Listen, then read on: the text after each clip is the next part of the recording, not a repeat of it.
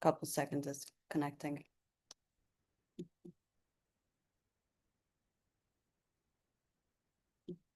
We should hit start webinar. Couple Should I? Yes.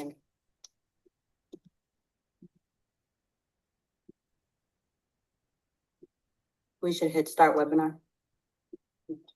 Should I? Yes.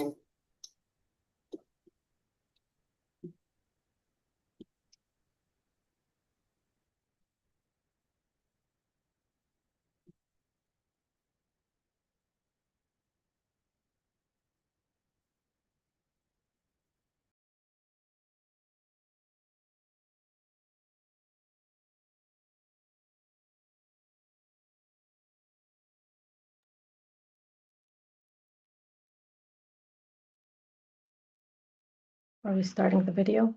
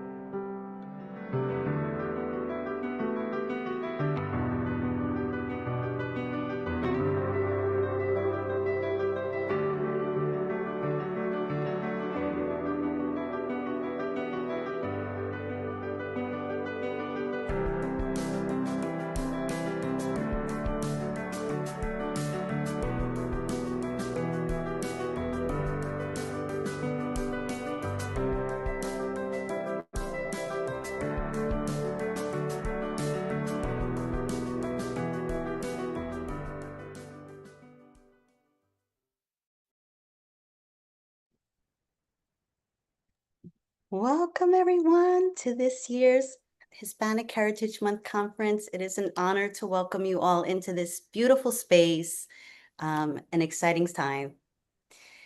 So this year's theme is Own the Moment. Last year's theme was Own Your Worth. And we talked about our intrinsic value. We are already valuable. We already are God-given, beautiful, divine beings. Now it's about doing the most with our time today, this moment, now, not waiting for later, not waiting for things are different, not waiting for any other moment other than the now. The now is what you can control. This moment here in this space and time. No more waiting. Get those things done. No more considering. Do that thing you want to do and own the moments of our lives in our leadership, in our development, in our growth, and holding ourselves responsible for that. So welcome to Own the Moments and this beautiful time that we're going to spend together today. Iliana.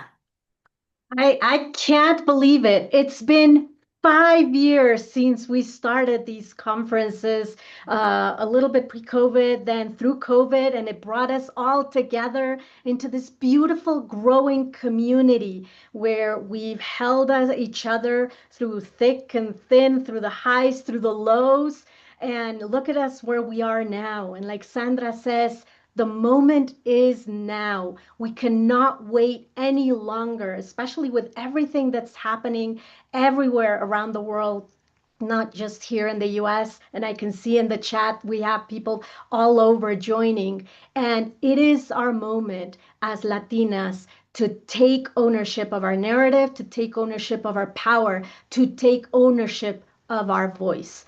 And that's what you're going to hear here today from all of our amazing and spectacular speakers and from all of you in the chat. So we invite you to connect, to engage, to drop your LinkedIns, because this community is a community of love, it's a space of power, it's a safe space for each of us. So welcome, welcome. We couldn't be more thrilled.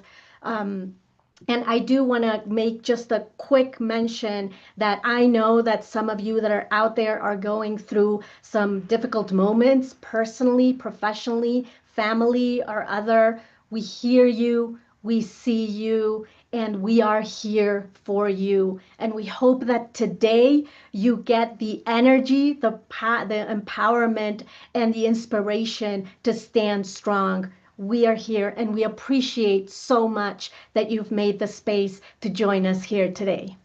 Yes, yes, yes. And throughout the day, in the chat, we're going to be sharing some links for different things that you can tap into to share other spaces with us where we can, it's not a webinar, you're going to be right in there with us in those spaces. So we want to invite you to join us and join. If you haven't attended any of our events in the past, hop in to one of those sessions, whether it's public speaking or business coaching or our welcome members event where you can learn about all of that we do, because we do a lot. We do a lot. 5 years of a lot of hard work, a profound list of high level speakers who have a lot of wonderful nuggets and wisdom to share. And that's what we're about, learning from one another, growing, evolving, becoming the best version of ourselves, not for anyone else, but because we are obligated to ourselves and the community and those that we love around us, right? It's our responsibility to do the things that we want to do. And while going through hard times, even within our community, people will reach out to each other, right? They will connect with one another. There's solutions in there. And we just witnessed that this past week. And it's beautiful to see a true space. If you are looking for sisterhood, community, camaraderie, people who are there to cheer you up, that is what United Latinas was built for, to be that source of unity as oneness, because when we are working together and we are united first, united Latinas, because when we are working as one and we have the same common vision, we will break the barriers that we need to create and to break, and we will also achieve the things we want in the spheres where we need to. Like I say, we make the most influence within our communities, but we can make more influence in the places that matter, and that includes, um, running for office and being involved and engaged politically and what's going on in the world around us. Because if we're not in those seats, we are the ones on the menu, Somebody right? So Absolutely, absolutely. And we're so excited about all the speakers that you're going to hear and all the topics. We're going to be bold. We're going to be courageous because we know that some of us out there have been silenced or are, having to not be able to speak up because of a lot of things that are happening. But don't worry, we are here to double down and to be your voice. And everybody that you're going to hear today is all about that. So stay tuned for the next uh, for throughout the conference. A couple more things. We're live on YouTube. So if for whatever reason you need to step out for a moment and don't want to lose anything, you can also see us on YouTube. And this will be recorded also for after. So you'll be able to have access to the full conference as well. And we'll send all of the links that are being shared. So you'll have them once the conference is done with many more surprises as well. And I believe you should also be able to save the chat because I know that I can see some of you asking if you can save the chat because there's a lot of great contact information there, so you should be able to thanks. save the chat as well. And if not, let us know. We'll figure it out. But thank you again so much. And one more thing before we kick it off with our amazing keynote speaker. We are Today is a day of celebration, not only because we're halfway through Hispanic Heritage Month, but also because today we will be celebrating the top 50 over 50 Latinas, because over 50, we keep rocking it and we keep, creating legacy. So we are going to celebrate them, celebrate everybody that was nominated, but we will highlight and spotlight the top 50 over 50 and also the honorees of the Extraordinary Latina Awards, which we'll talk later today about. But we had record-breaking nominations, and that is just so exciting because all of you deserve to be acknowledged and to be recognized, and we are so happy to be able to do that for all of you. Wonderful. All right, so I am going to be introducing our first keynote speaker. So it is truly my honor to introduce a true trailblazer, Kimberly Casiano, the first Latina to serve on the board of a Fortune 100 company when she joined Ford Motor Company in 2003. Over 35 years of global leadership, Kim has shaped industries through her expertise in board governance, innovation, sustainability, and the U.S. Hispanic market.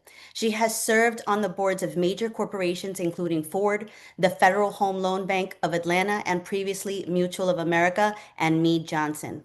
Beyond business, she is a tireless advocate for cancer research and a founder of the Latino Corporate Directors Association, paving the way for future generations of leaders. Welcome, Kimberly. Thank you so much. Thank you so much, Sandra. Good afternoon to everyone, and good morning to some of you who are in other parts of the US. It's really a pleasure to be here at the United Latinas Own the Moment conference. And Sandra is a great example of Own the Moment. A message that Sandra sent me on LinkedIn at 2:47 a.m. Yes, a.m. is the reason I am here. How could I ignore Sandra's persistence? Since I believe that to own the moment, you must seize opportunities and overcome obstacles, I'd like to tell you a little bit about my life. I was born in New York in 1957, the daughter of two very poor Puerto Ricans from the South Bronx. My father's father had abandoned them when my father was a young boy. My grandmother spoke no English and washed and ironed other people's clothes to make a living for her two children. Sometimes they got evicted because they couldn't pay the rent and slept in alleyways. My father never graduated from high school. Suffice to say, as a child, I would count the knife wound scars on his body from gang fights while he was growing up. At 16 years old, my father forged a birth certificate and joined the Marine Corps. My mother was blessed as the only child of two adoring parents. My grandparents scraped and saved so my mom could go to State University of New York and become a teacher. My parents were married when they were 20. My father learned a trade in the Marines, photography, and afterwards got a job as a messenger boy in a film studio in Manhattan. After working his regular hours, he stayed late after hours and on weekends without pay to learn special effects and film editing.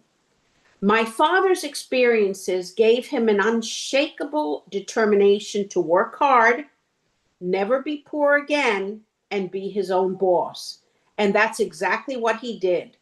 With money from his family, $600, he started a business, and even his Jewish bosses from his messenger boy job invested in his business. He started this business in the mid 1950s.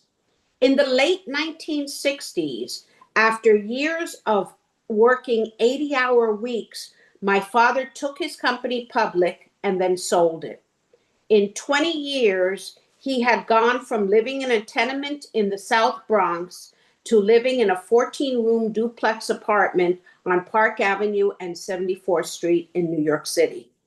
The word perseverance is exemplified by my parents.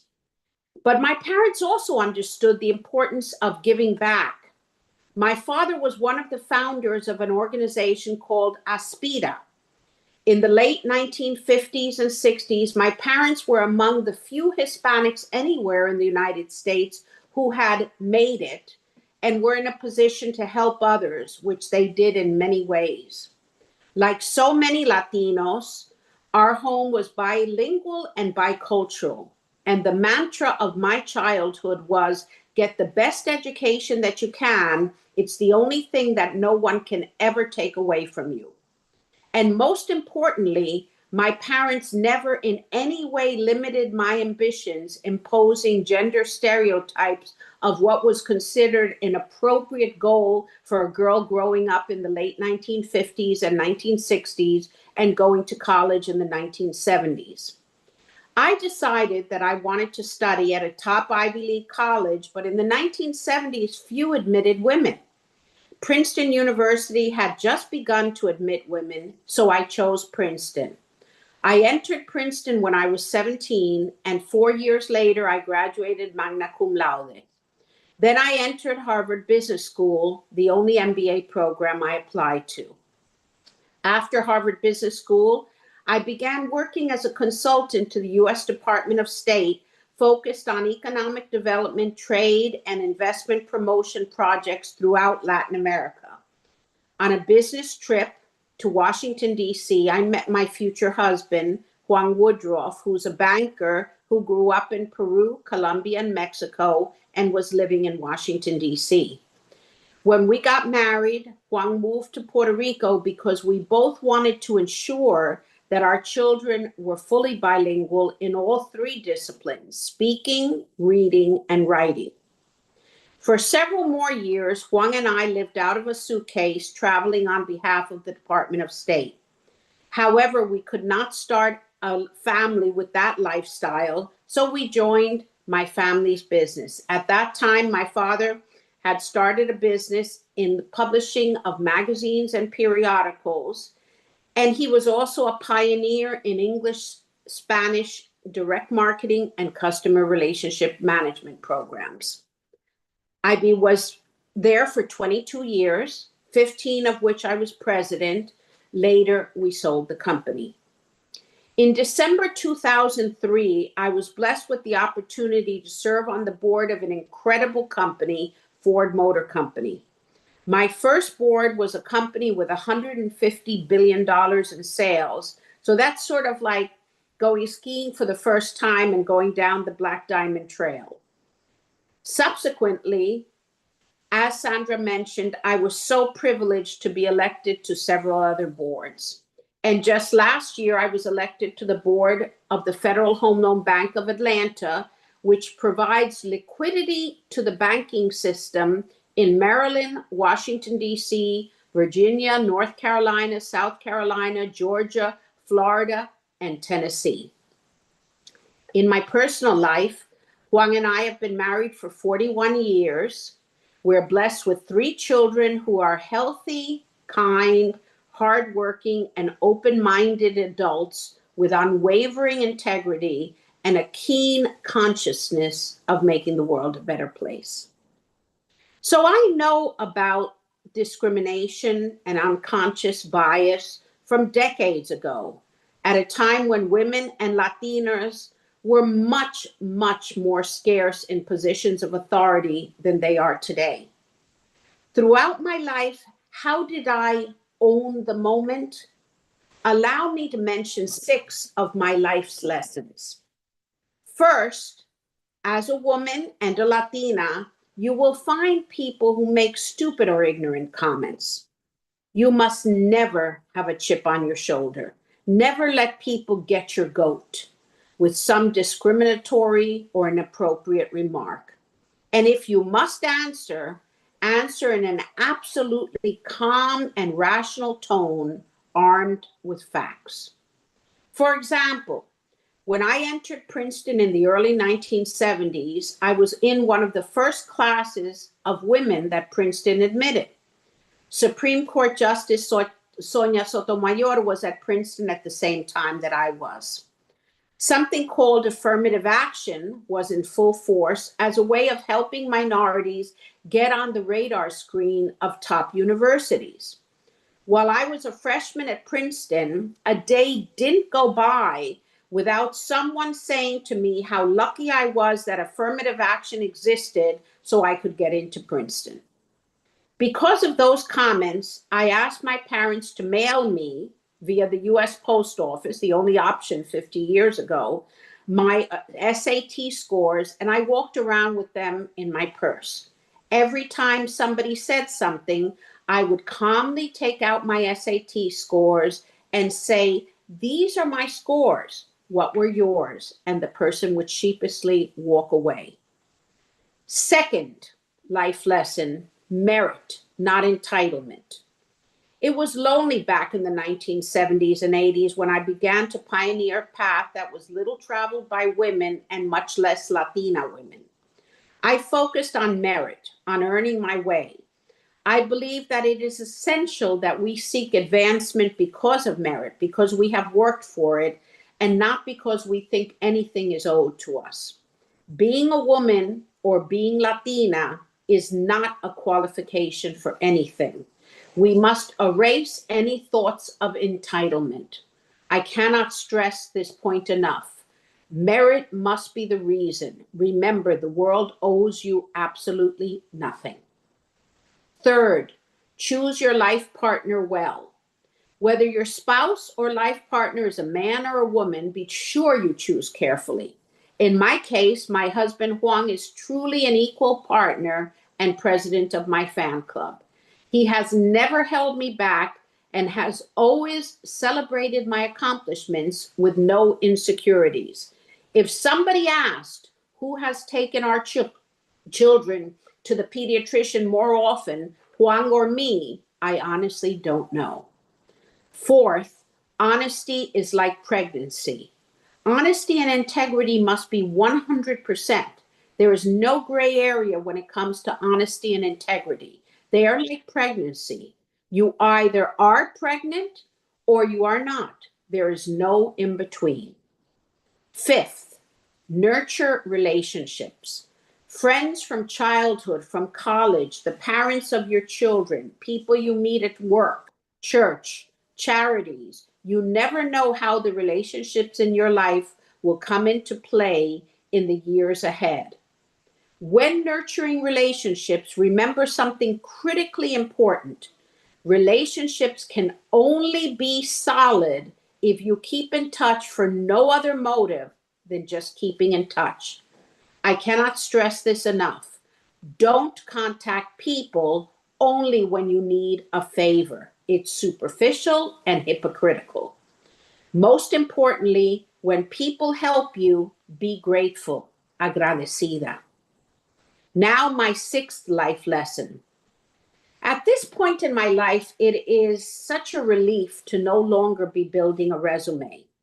In one of my all-time favorite books, The Road to Character, the author, David Brooks, talks about resume versus eulogy virtues. Resume virtues are about career success, the skills you bring to the marketplace. Eulogy virtues are the ones talked about at your funeral, your inner light and inner character, whether you're kind, honest, brave, loyal. I promise you that at your funeral, no one will discuss your resume, the positions you held, or your accounting, sales, or IT skills. I urge all of you, as you are working very hard to build your resume, please think often and think deeply about planting the seeds of what will be your eulogy. At almost 68 years old, I can tell you that eulogy virtues, not resume virtues, are truly the pinnacle of a life worth living. Thank you.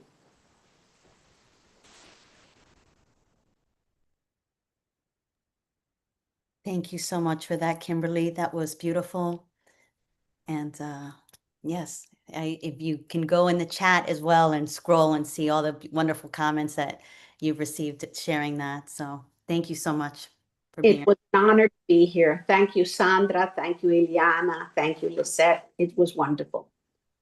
Thank you so much for sharing your gems, your pearls of wisdom, because I think there's a lot that you shared that many of us need to hear throughout our careers. And it's wonderful to see it from somebody that has accomplished so much. So thank you for opening the space for many of us that are trying to get to those spaces. So thank you, Kimberly, for everything that you do. My pleasure. Bye-bye. Thank you. Bye. Wonderful. Oh my God. I can't believe we are already kick this off and heading into our next panel. And the next panel, I'm so excited for several reasons. One, because it's such an important topic. It's about how do we become the unapologetic leader. And two, because it's two amazing Latinas that are rocking it and they're very dear friends. Patricia, thank you so much for being here. Patricia Ramirez Pinkney is the Fractional Chief Strategy and Marketing Officer at RIMA Strategy and Marketing, guiding organizations with expertise in multicultural markets and strategic growth. Thank you so much for joining. And Sara Ayosa, thank you as well, the Senior Vice President and President of Latin America at Merck, driving healthcare innovation and championing women and diverse leaders globally. Thank you both for joining us and for being here and showing that Latinas make it to the top. And we make it, loud and proud and not lose who we are along the way, because that's what happens with many of us, that we lose those the things that make us us because we assimilate, or we feel that we have to code switch to be accepted or to be valued in order to be able to hit those, break that glass ceiling and hit that next level. And in that process, we get lost, and in losing that part of ourselves, we also then lose the greatness that we bring and the value that we bring. But both of you have been able to make it, but I know that the path has been sometimes rocky. So would love to hear, starting with you, Sara, on, how were you able to navigate that? And how did it impact you in some way, or maybe it didn't? I don't know. Would love to hear. No, so first of all, thank you so much, Eliana and Sandra, for this amazing event. It's such an honor for me to be here on this panel with Patricia, but then also with all the amazing attendees, and to follow Kimberly, who was just so inspiring. So thank you for the question. As I think about and reflect on myself and my journey as an American with Latina roots, my mother's from Puerto Rico, my father was from Ecuador.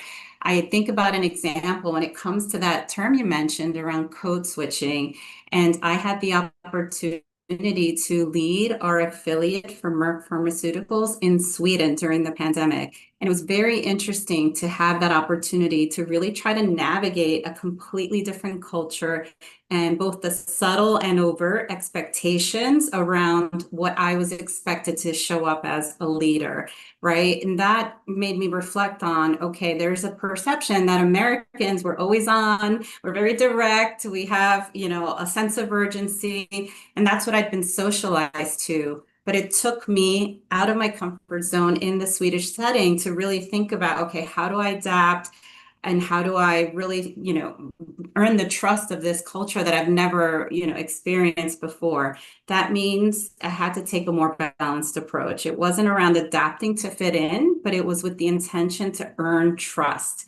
And once I built that trust, it really allowed for me to introduce myself in a more balanced way. Just to give one other example, I mean, we as Latinas, right, we're used to this term of the warmth and passion and familismo and that cultural social gathering.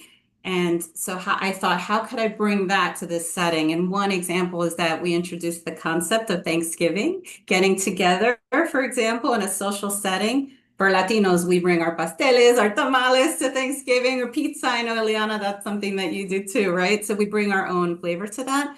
But that was an example where I could leverage this concept of familismo to bring myself more into an authentic space in that setting. So I grew so much as a leader, and I just wanted to share that story. Thank you. I love that. I love that. And Patricia, your journey has been, in a way, a little bit similar, but also different, because you've also been all over the place, but from a different perspective. How about you? Right. I mean, for me, Ileana, it was from day one, the moment that I stepped into living in the US. I'm a first generation Latina. And it was the first time that I noticed this need to code switch and adapt was when I had met my husband to be, and then at that time, and then I went to meet all his family, and I kissed everyone. Hello. Everyone in the room, 20 people, I kissed them. And then, people were laughing, but cute, nice. And then I realized, oh, I think I did something wrong, and I realized, well, I'm a little bit warmer than most of the people here. And they didn't understand what was going on, but it was great. And I think that when we step into another culture, we have an advantage. We feel the struggle because we think we have to be thinking about who we are and reading the room. But that gives us an advantage, and that is that it gives us we have to be present. We have to be present. And presence allows us to make better decisions, to come from a place of authenticity, to move according to the situation. And most people go in life with an automatic pilot because you know your culture, right? And that's something that I learned in Procter and Gamble early in my career. I was very fortunate to participate in a research project that was about going to different cultures and figure out how people would answer questions. And I realized then, working with this amazing team, that people had a reference of their own. And there was not a truth out there, but our own private virtual reality according to our culture. And that if we wanted to communicate with another culture, we needed to kind of find that path. And that's something that we Latinas do because, first of all, we're women, and we know that we are navigating sometimes waters of men and environments with men. And then we also bring another culture, and we are both 100% Latinas, 100%. Ana will be talking here about it, and she always says that we're 100% Latinas, we're 100% Mexican or American, I mean. So we're 200%, and we bring that presence to everything that we do. So I think I love that. And I love what both of you share, because it shares, actually, you're right, like the wealth of everything, the intersectionality that we bring to the table. And not only because of our heritage, but because, we're women, or we are nurturers, or we're caregivers, or we're moms, or we're sisters, or we're somebody's daughter, and we bring all of that with us as well. But that can also play against us, right? Especially as we grow in that corporate ladder, when we move from being the ones that execute, because we're amazing at executing because we juggle so many things, but when we move to those next level positions, for people to acknowledge that leader in us, to acknowledge that we have that capacity, that strategic, that envisioning, that those leadership, because executive presence and leadership presence has been defined, whether we like it or not, or accept it or not, through a very narrow, in many cases, often while male lens. That's what has been accepted as the way to show yourself once you get to those leadership positions. And it defines, how we look, how we sound, how we act, how we do our hair, how we show up, how we sit at the table or not. And so as Latinas, we need to walk that tightrope of still being ourselves, still can have our like gold and our jewelry and and love our hair, but also know that there are still certain, I'm going to call them guidelines, that we still need to keep in mind, so that we and navigate those while we help others understand that, and give us that, allow us to share that we are more than that initial perception. So I would love to hear from you, and I would love to start with you, Patricia. Have you found that balance between like being yourself, not losing yourself, but also recognizing that sometimes, we have to play the game? Oh, absolutely. And I think, Ileana, you said something very important, and it's getting lost in the process. And I think that is very valuable too. That is part of our journey. So anybody that is listening, and when we feel, and we all do feel sometimes lost in the process, remember, nobody really knows. Everybody is winging it, so have that self-security of knowing that if you feel a little lost about it, or you feel that you have lost yourself, it's okay. It's part of the process. And it's okay, because that makes us more ourselves. I know it sounds like a contradiction and it's a paradox, but when we get lost, then when we find our flavor again, we recognize it. And that is very, very important. I remember it was very funny. The first time I took headshots, professional headshots in the States for one of my clients, that it's a major fintech company in the States. I took these headshots and they asked me to remove my earrings, please. And they had these pearls that they wanted me to wear. And I didn't know how to say no. This is me, so I put these little pearls and everything. And I hated those pictures because, and I had to change my red coat for another gray one, because they wanted us all to look the same. And well, look at me. I mean, we have to navigate those places where we get lost and then we find ourselves and they say, well, this is me. And of course, that's one of those places, for instance, that it was a good call for me to say, okay, yes, sure, give me the pearls, it's fine, right? Because I love my client, I wanted to be in tune with their branding, etc. That's fine. But then I can go back and being myself and navigating those things. And me wearing big earrings, I mean, I'm still a CMO, right? It's okay.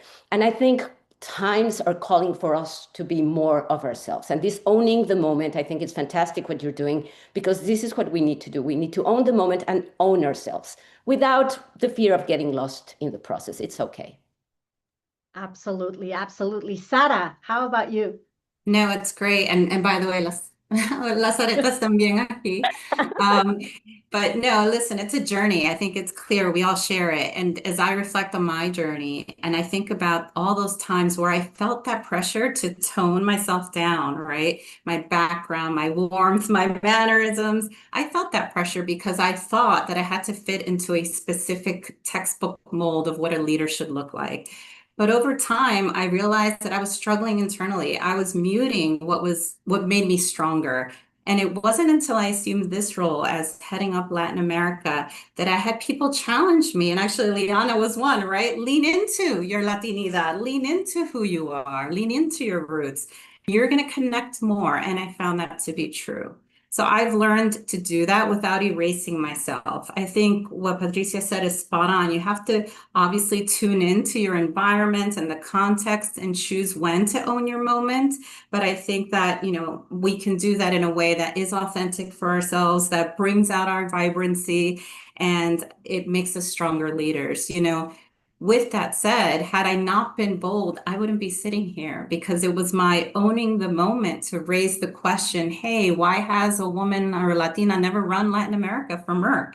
And I'm not saying that I snapped my fingers and I came here, but that started a series of events that had I not been bold and owned that moment, I don't think I'd be sitting here today. So that's really what it comes down to is, embracing our authenticity. We focus a lot on building this culture of belonging. With everything going on in the world, we have to create that human connection and create these spaces where we can share our concerns and give voice to what we're thinking and doing and leaning on our roots to do that. I love that. And I know that I've told this to both of you that I didn't know I was a Latina until I stepped out of corporate 6 years ago, right? But now I know what Latina means to me, which may be different than what it means to Sarah or to Patricia or to anybody else. But I love what you're both saying, because it is about recognizing what it means to each of us, between the earrings or the hair or the showing up or the loudness or the providing space or the nurturing, the talking, and we, like, each of us embrace it in a different way, and it's trying to find that back and forth and see where it fits. So thank you so much for sharing your stories. And I want to continue with you, Sara, because you've built a long-standing career in one of the most competitive corporate environments and industries, and especially one that, women in general in many of these industries are underrepresented, but the one that you're in is definitely not the exception. And I would love to hear what's one unwritten rule that you've had to learn and then unapologetically rewrite to succeed. Because sometimes we go down a path we think it is, and then we have to go back and reinvent ourselves in some way or form. No, thank you. I think as one unwritten rule that I found, and I encountered even on a daily basis, is that we have to be perfectly packaged and composed in these roles as leaders. And I found that actually when we demonstrate those moments of vulnerability or voice, hey, I'm struggling with this, or I don't get it, or help me understand, it makes us stronger, but it creates space for our teams to feel, psychologically safe to be able to partner with us to bring themselves and the very best of themselves out so we can deliver more impact together. And that openness, that vulnerability is something that, you have to get comfortable with, of course. But I think that is an unwritten rule that I really had to say, I'm going to challenge the status quo and not be this perfectly composed person all the time. If I make a mistake, I say, I own it. I did that. I messed up. Sorry. Or if I have to vent, I'll, call someone and say, look, I'm struggling with this and this is what I've learned. So I think that's been an unwritten rule that I've had to rewrite for myself and for my team. I love that. The perfectionism, right? We hold ourselves these double standards because we hold ourselves to standards significantly higher than what we hold others to, right? So we need to hold grace for ourselves the way we do it for others as well. I always love a phrase from one of our United Latina members that says that she's a recovering perfectionist. And I feel like I keep going down that path as well. So thank you for sharing that, Sara. I think many of us do that as well. Patricia, as a consultant and fractional C-suite leader in multiple countries, industries, and sectors, you've walked into organizations where you may not fill the mold. And I know that we've chatted about it. How have you found a way to establish that credibility, especially pretty quickly? Because in those rules, it's like you don't have a lot of time to be able to for people to look at you and to respect you in those roles, but still staying true to who you are.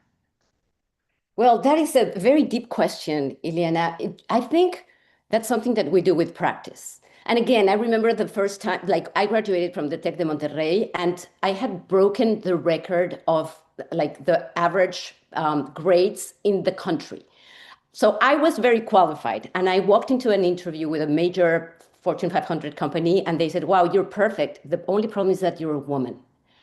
And I didn't take it sitting down. At that time, I wrote to the headquarters and said, this happened to me, and they offered me a job. But I think that's something that I started practicing from a very young age. That at that time it was because I was a woman, but then the competition hired me. So it was a pretty good thing afterwards because then I could navigate that. So at the same time that I had to prove, and I continue to have to prove sometimes my experience and capacity of doing things, I also have become more and more okay being myself, and even with the possibility, as Sarah was saying, of being vulnerable, making mistakes, and thinking, I'm human and it's okay. And I hope that everybody who listens today really gets that we're human and we're going to make mistakes. It doesn't sometimes have to do anything with being a Latina or a woman, but just we're human. And that is very important. And one of the things that we're seeing right now that I love, love, love is the power of authenticity. For instance, in Bad Bunny, he said, I'm who I am. I'm Latino. I stand for certain things, regardless if we like Bad Bunny or not. He stands for what he is who he is. He said, I'm not going to do these things. I'm going to do these things. And now he was hired to do this incredible Super Bowl halftime show that comes only from being authentic. And I think there's so much to gain with ourselves being authentic. And that is so, so important. And that's something that I would like all of us to internalize, that it's okay to be ourselves, that it's great to be ourselves. And actually that's one of our reaches. And in my professional life, I remember once there was a merger going on with one of my clients, and they asked me to attend the negotiations. And somebody asked, why is Patty attending the negotiations if she doesn't have anything to do with finance, with mergers? And the CEO said, because when Patty arrives into a room, she connects with people, and there's such peace coming. I mean, and I don't want to brag. I think that's a Latina thing, that we connect with people naturally. We look at people in the eyes. We do things like that. And so my culture brought me opportunities that probably I wouldn't have had if I wouldn't have been myself. And, like, I don't care if I'm a little bit too warm. It helps in a negotiation, and it's okay. And my clients could appreciate that. I love that.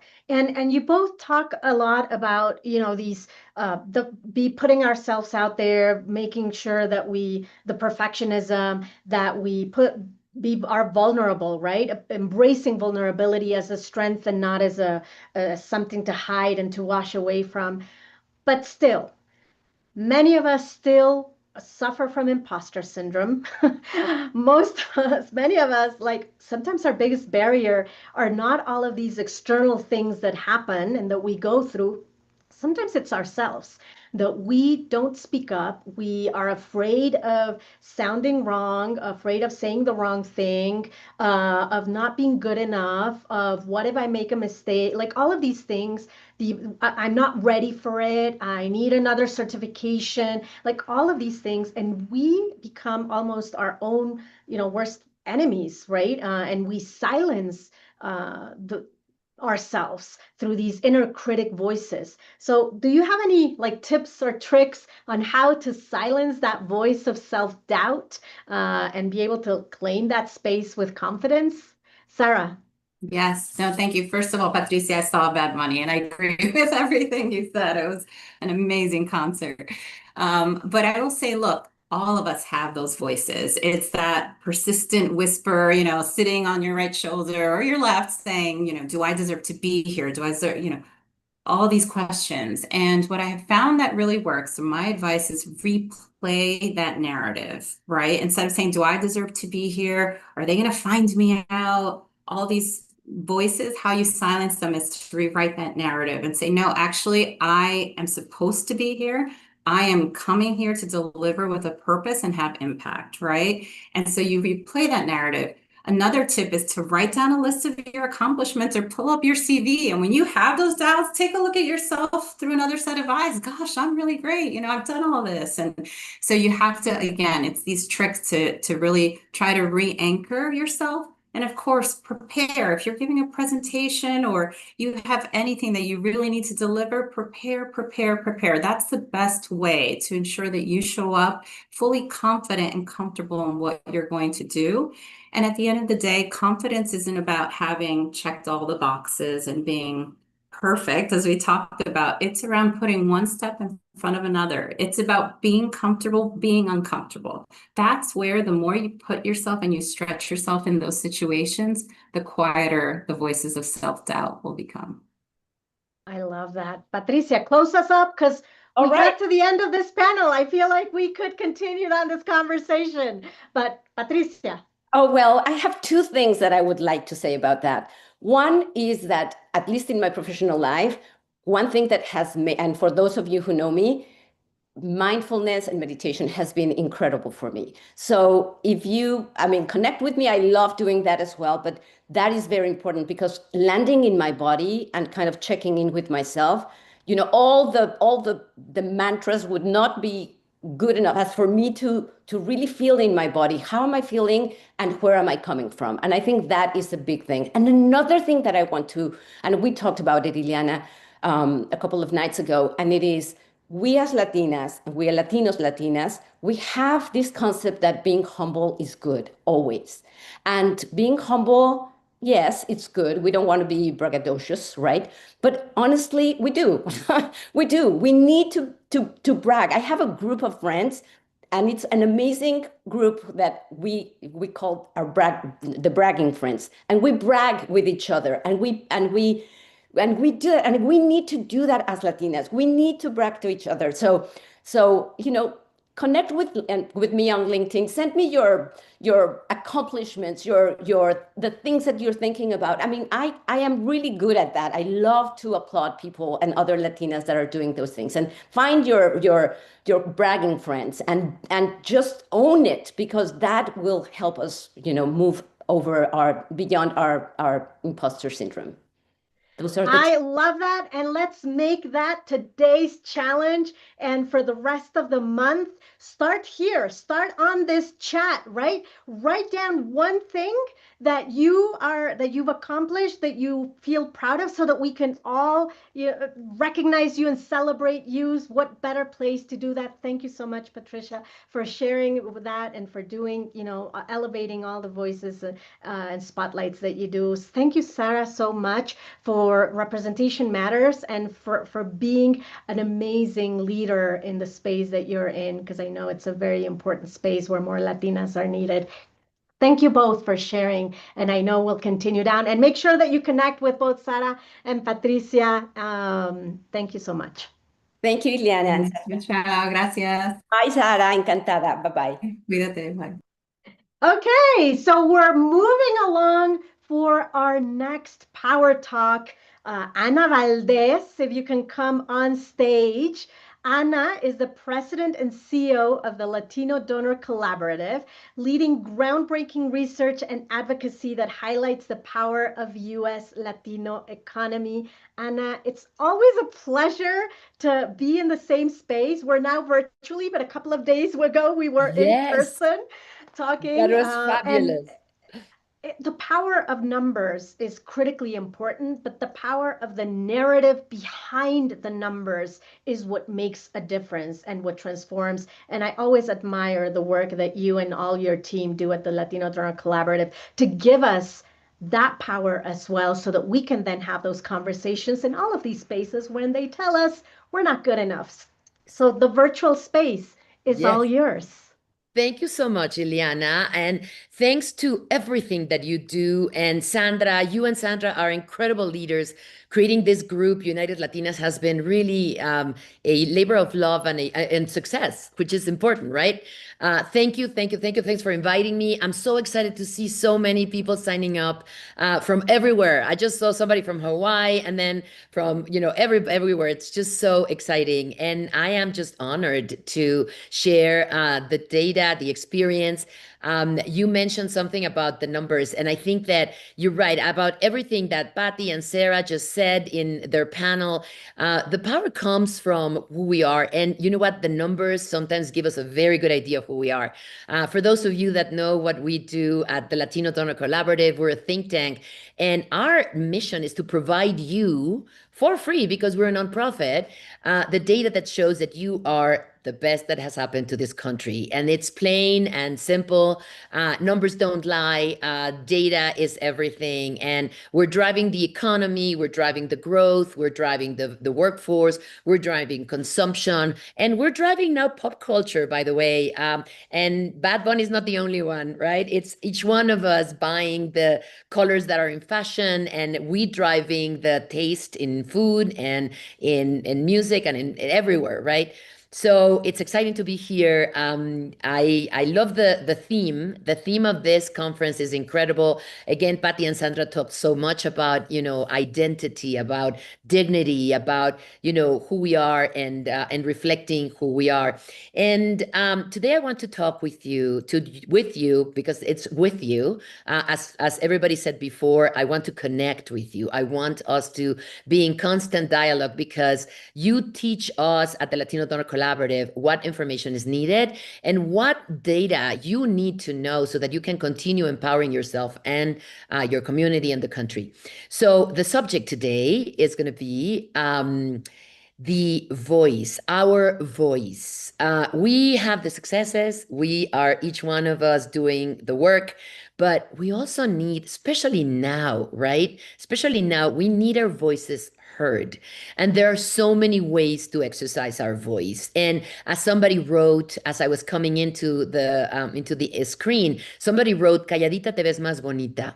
And that's something that some of us were raised with, and that's not good. I was born and raised in Mexico City. I was taught that. And unfortunately, when you come to this country, you realize that calladita doesn't work. Calladita actually is a problem in this country. We need to not be calladitas, and we're still very bonitas, but we need to not be calladitas. And so our voices come in every kind of packaging. They come as the voice that I'm exercising right now, and that all the panelists and the speakers in this, yes, exactly. I like that notice, not calladitas anymore. Exactly. So our voices come in a lot of different ways. Again, I was saying the spoken voice, right? The one that we're all exercising today, but also the written voice, letters, notes, texts, social media posts, LinkedIn, everything. That's a very important part of our voice, especially in social media, where we can actually create our own content, where we can actually promote our ideas, where we can actually watch and follow and support others that represent us really well. That's another way of having a voice. Our voice is our vote, right? People sometimes tell me, well, why do I vote? It really doesn't make a difference. You're wrong.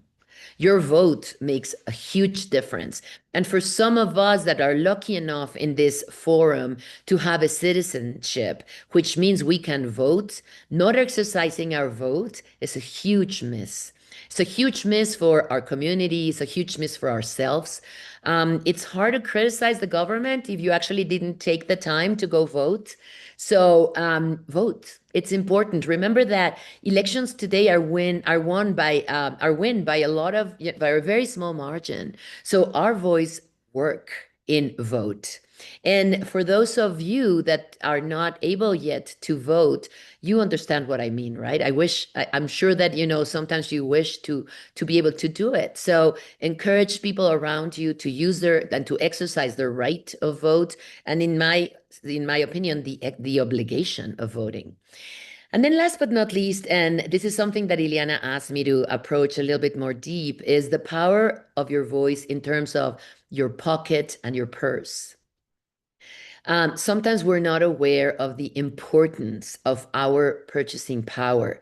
This year's report, our report of Latino GDP, as you know, we are the official issuers of that report, Latino GDP. And this year's official number is that we Latinos are contributing with $4.1 trillion in purchasing power. Just FYI, for those of you that are economists, but also for those of you that are not, 2/3 of the power of the GDP of the United States comes from consumption. So our power of consumption is tremendous. Sometimes we feel represented, sometimes we don't. And in my cases, most of the times I don't feel represented. I don't feel represented in brands advertising. I don't feel represented in shows. I don't feel represented in, political power.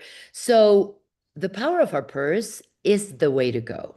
I don't know if you saw the impact that we've had lately in consumption, that is actually in the New York Times, in the Wall Street Journal, in Bloomberg, everywhere. One of the most notable lately has been Coca-Cola.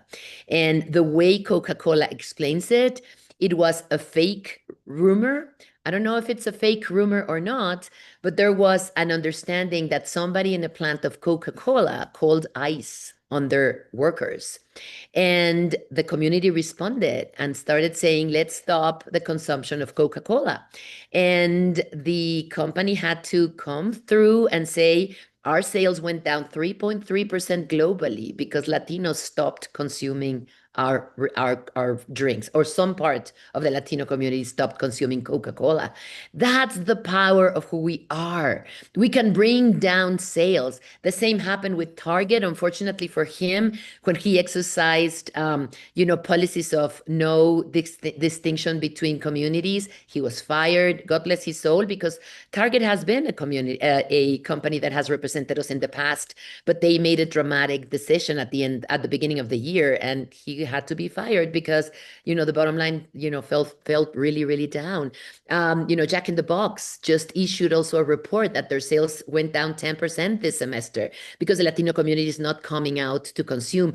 I don't see, and even when somebody calls you, I don't know if it happens to you, but says, you voted for this candidate and you voted for this candidate, and kind of blame us. I always say, well, take a lesson from it. We are changing elections.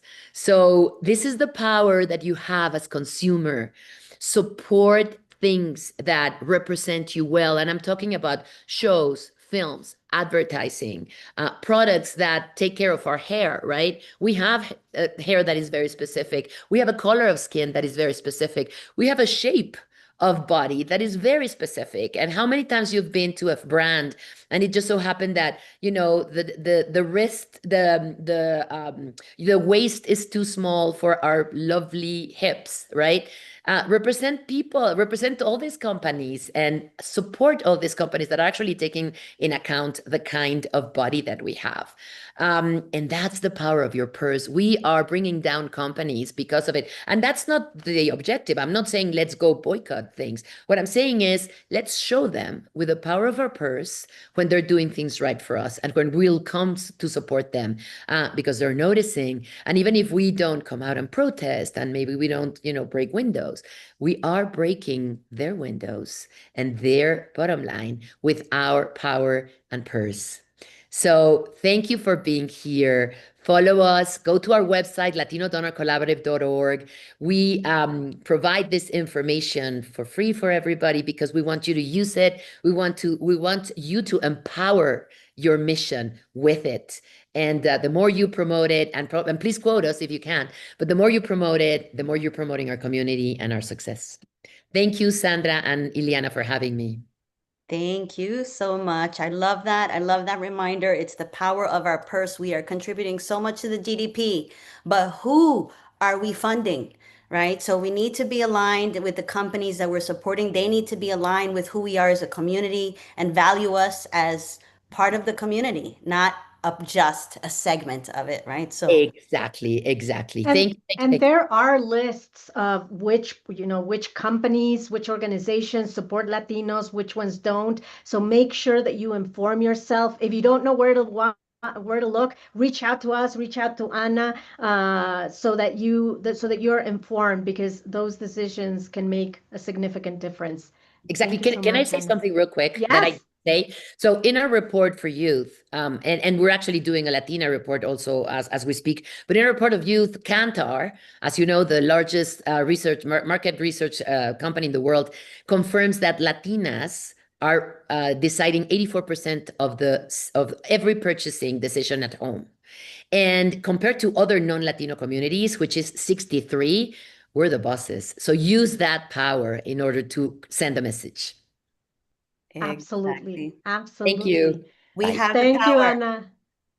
and we have the purse. So And that's actually a great segue to our next celebration moment, yes. which is talking about and celebrating the top 50 Latinas, the top 50 over 50 Latinas, Yes. which Yes. was a very difficult decision to make between all the committee that was involved. I have to say, we had Yeah. over 100 spectacular nominations. So narrowing it down to 50, just 50 honorees, was very, Very, very very good. hard. But we I do want to sent, share. Yeah. go ahead. So, No, no, no, go, go, go, go. I want to share why we launched the top 50 over 50 this year. Because we feel, I know I did, just growing up, it's like, where are the Latinos, the Latinas that are doing something that I can gain some wisdom from, right? That wasn't readily available. Now I think we can do some research on the internet and it's way more robust these days. But it's also the idea that as we age and as our bodies change and as hormones are, we're going through different life changes, many of us are mid-career, seniored, and beyond. But as we go through this second wind of life, I don't know, whatever you want to call it, it's really thinking, is this the end for me? Did I accomplish anything? That your moment is not over. And this is proven in the long list of nominees that were nominated for this program, but your best years are yet to come. Your best moments, your best accomplishments. Like, I think that is what we should ideally look forward to is, man, what now? What is it that I'm going to be building? What is it that I want to create in the world? And just put in place to everyone that this is your moment right now to start building what that legacy of yours is going to be, but it's never over. It's never over. You can do everything that you need to, and it's proven with this beautiful list. So, we have Absolutely, a absolutely. And video. like we said, we narrowed it down to 50 because it was top 50 over 50. Maybe Yes. next year we go top 100 over 50. We'll see, because I think everybody needs to be acknowledged. So if you are not on this selected list, but you were still nominated, still congratulations, because just being nominated is a huge, huge honor. And you all, if you were nominated, you all should have received your graphic. Show it on social media, show it loud, show it proud, because it means that you're recognized for the amazing, amazing impact that you've created. But in the meantime, we are going to showcase our top, drum roll, right? Our top 50 over 50 list. Hold on, let me put it here. And congratulations to everybody on this list. There we go.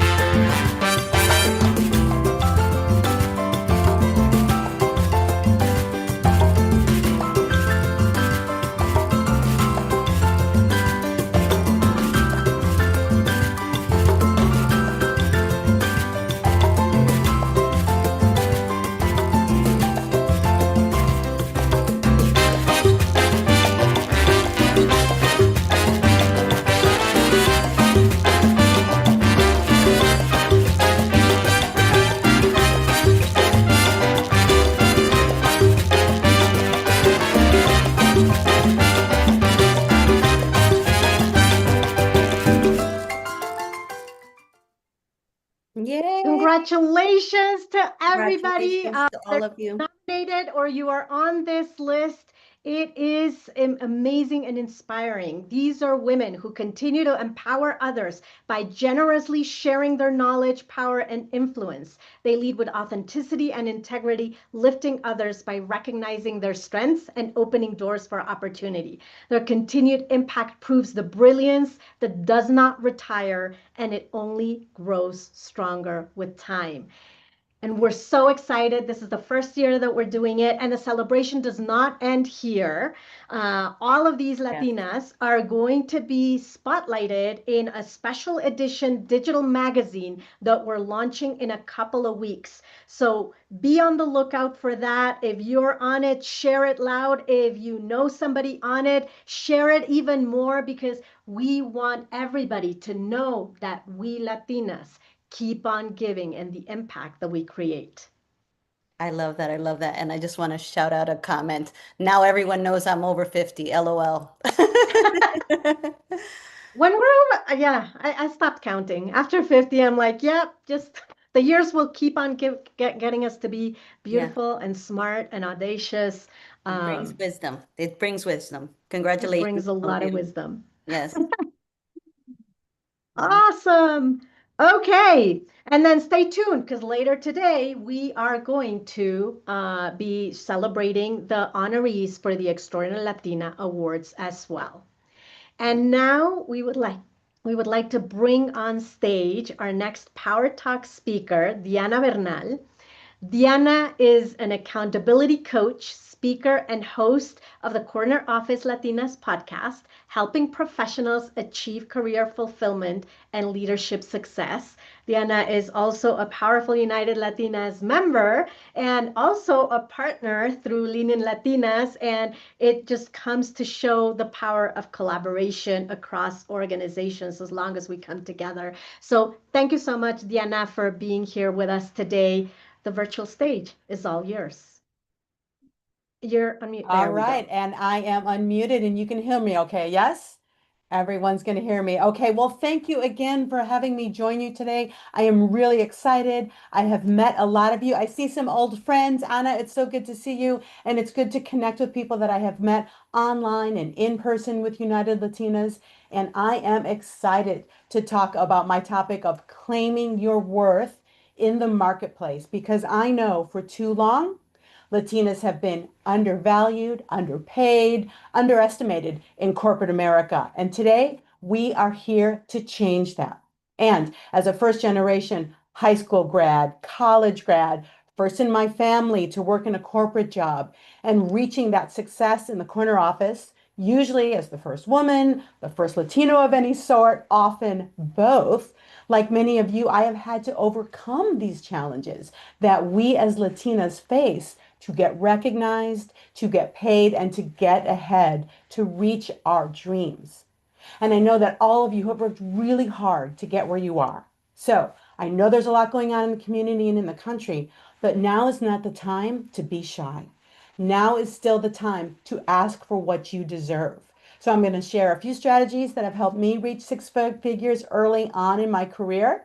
It all comes down to confidence, because confidence is your biggest asset in negotiating. All of my business people will understand that whether it's your own worth or working on a deal, you need confidence. But to get there, we need to cultivate the right mindset. So we're going to talk about mindset, then we're going to talk about the market value, and then we're going to put it all together so you can negotiate to get the financial reward that reflects your talents. And overall, just like Sandra and Ileana have said, I want you to leave feeling empowered to take the steps necessary to get recognized for your contributions. Now, the first step is to embrace that abundance mindset. And I know as women and as Latinas, it can be really hard to speak up for ourselves, to negotiate for money. Sometimes we have negative associations for money. I often joke I'm from Chicago and I see corruption, and my dad used to say that rich people are crooks, and there can be some rich, bad people who are crooks. But there can also be some rich people who are wonderful and generous and fabulous. And so we want to think about those people. We want to aspire to be those people. But the first step starts with you of putting away any old thoughts, any traditions that don't serve you anymore. And yes, sometimes we do have to ask. A lot of times we were taught, just do good work, keep your head down, and you'll get rewarded. And if only it were that simple, because many of you have seen, hey, I worked hard, somebody else got promoted. I worked hard, they got a raise, and I didn't. So you are not asking for anything that you have not earned or deserved. You are merely asking to be paid market value. And you're here today because you also know that you have earned the success and you just want to reach that next level. So I want you to also embrace being a rich woman and what that brings with it. Because if you don't believe in yourself, if you don't believe that you deserve to make $250,000, no one else will. And it's not just about the dollars. Your pay, your salary is your brand. If you think about it, think of someone who makes $70,000. What does she wear? Where does she work? Where does she go on vacation? And then think about someone who makes $300,000. Where does she go on vacation? What does she wear? Where does she work? Your pay is your brand, and that's going to set you up for future negotiations. And I know there's also a lot of talk about gratitude. We can be grateful and still be striving for that market value. Which brings us to item number 2. What is that market value? You have to know your number. And I have a lot of clients who always ask me what they should ask for and how they should negotiate, what the dollar amounts are. So the research is on you to make sure that you know what your type of job pays in your industry. Because, of course, an accountant who works in tech or entertainment is going to be paid differently than an accountant who works for a small nonprofit. But there has never been more information out there online to at least come up with a range. So let's say the range that you have found is anywhere from $100,000 to $150,000. This is where your confidence is going to come in. You have to add your premium. Are you bilingual? Have you launched a similar product? Do you know this project beginning, middle, and end, inside and out? This is where our confidence comes in to add our premium, add our value that we bring to the table. So then if you have that range of 100 to 150, you say, you know what, I have all the skills and I have this added value. I'm going to ask for the high end of the range. But again, we have to trust in our abilities. We have to have the confidence that we deserve to make this type of money. So how do we put it all together? How do we negotiate? I'm going to talk how to negotiate from 2 angles. One, for my new job seekers, anyone who's out there getting a new job now, or someone who's been at the company for 5 or 10 years and you're starting to look around like, am I keeping up? Are new people making more money, or is the market paying more than what I make? Because that's the reality and that happens, but we can address that. So first, with our new job seekers, don't forget, they will never love you more than they love you right now when they're making you that very first job offer. That's when you have the most leverage. So now that you know your number and you have that confidence, you just have to make sure that you know the difference between the nice to haves and the must haves, right? And of course, you want to negotiate for other things like professional development, maybe attendance at a key conference, a better title. Leadership coaching is very popular right now. But the thing is, those things, those nice to haves, they will help your success today and tomorrow, but that conference isn't going to pay the bills. So you still have to know what is your bottom line and then these other things that you want to negotiate for. Now, the same thing applies to people who have been at the job for 5 or 10 years. Do your research. See if you have fallen behind. And then you schedule a conversation. Don't wait for review time because we are talking about an adjustment, right? And just share with your boss that, you're still happy to be there. You've contributed so much and you want to keep contributing, but you want to make sure that you don't fall out of step with market rate. Now, for any of these conversations, we have to practice. We have to do yes, no, other, okay? And if it's yes, that's great. What is that? Any new responsibilities or new expectations? But if they say yes, then great. They have told you about how they feel about your contribution, and that's a really good sign. Now, if they say no, that's okay. That's okay, because no is information. So if you're at the company, you've been there 5 or 10 years, and you asked to get to 200,000 and they said no, you say, thank you for your consideration. What would it take? Give them a nice open-ended question. What would it take for me to reach 200,000 at this company? Then you will find out maybe it is the fact that you didn't finish college, or maybe it is the fact that you have not been traveling and taking on a bigger portfolio, or maybe you will simply find out, you know what? You're at the top of the range and that's all we can pay you. Well, guess what? At least now you have information and you can still make a decision based on that information. So it is at least then your choice. That's why it's important to consider career conversations and any conversation around salary as just part of your relationship building with your boss. That way they know what's important to you, and that way you have more information about what is happening in the marketplace. So I know I've gone through a lot of this really quickly. I was guaranteed that I would go under 10 minutes. But again, your takeaway is your confidence is your number one asset to the approach to the negotiation. So we want to approach money with an abundance mindset. You are worth it. Your family is worth it. Think about the generational wealth that you are building. Know your market value and make sure to add your premium to that value. And then it is important for you to ask for that. It is important for you to negotiate. It shows that you are ambitious and you take your work seriously, and they should too. And that's why it's important to remember your pay is your brand. And that sets you up well for that next salary negotiation, that next job search. So I know a lot of us are going to be here on and off for the next couple of hours. You have invested in yourself today, so you want to acknowledge yourself, a little pat on the back for taking this step. And I want to hear a success story. I want to hear before the end of the month, I want someone to find me on LinkedIn and say, Diana, that was so helpful.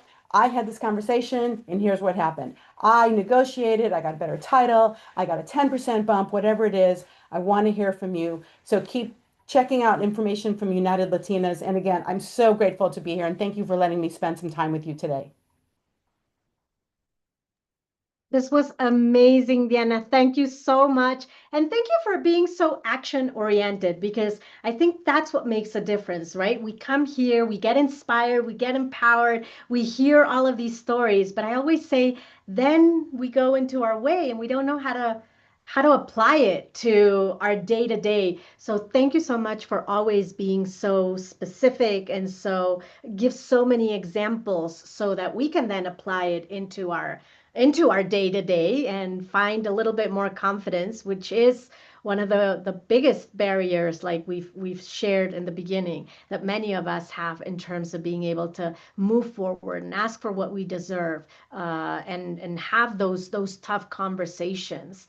So it was amazing. And please connect with Diana, because she has so many more pearls of wisdom and nuggets to share. And that's what this community is all about, right? Yes, and I'm seeing some Holding of the the comments. information that we Someone here, have. yeah, some people are about to negotiate, and I definitely want to hear it. And we send ourselves to the gym, we do yoga, we pay for all these other services, but do we take the time to assess our career? So that's why I encourage people to maybe once a month, once a year, have your own little mini retreat on your career reset. Is it still serving you? Are you getting what you need? What else do you need to do to make a difference?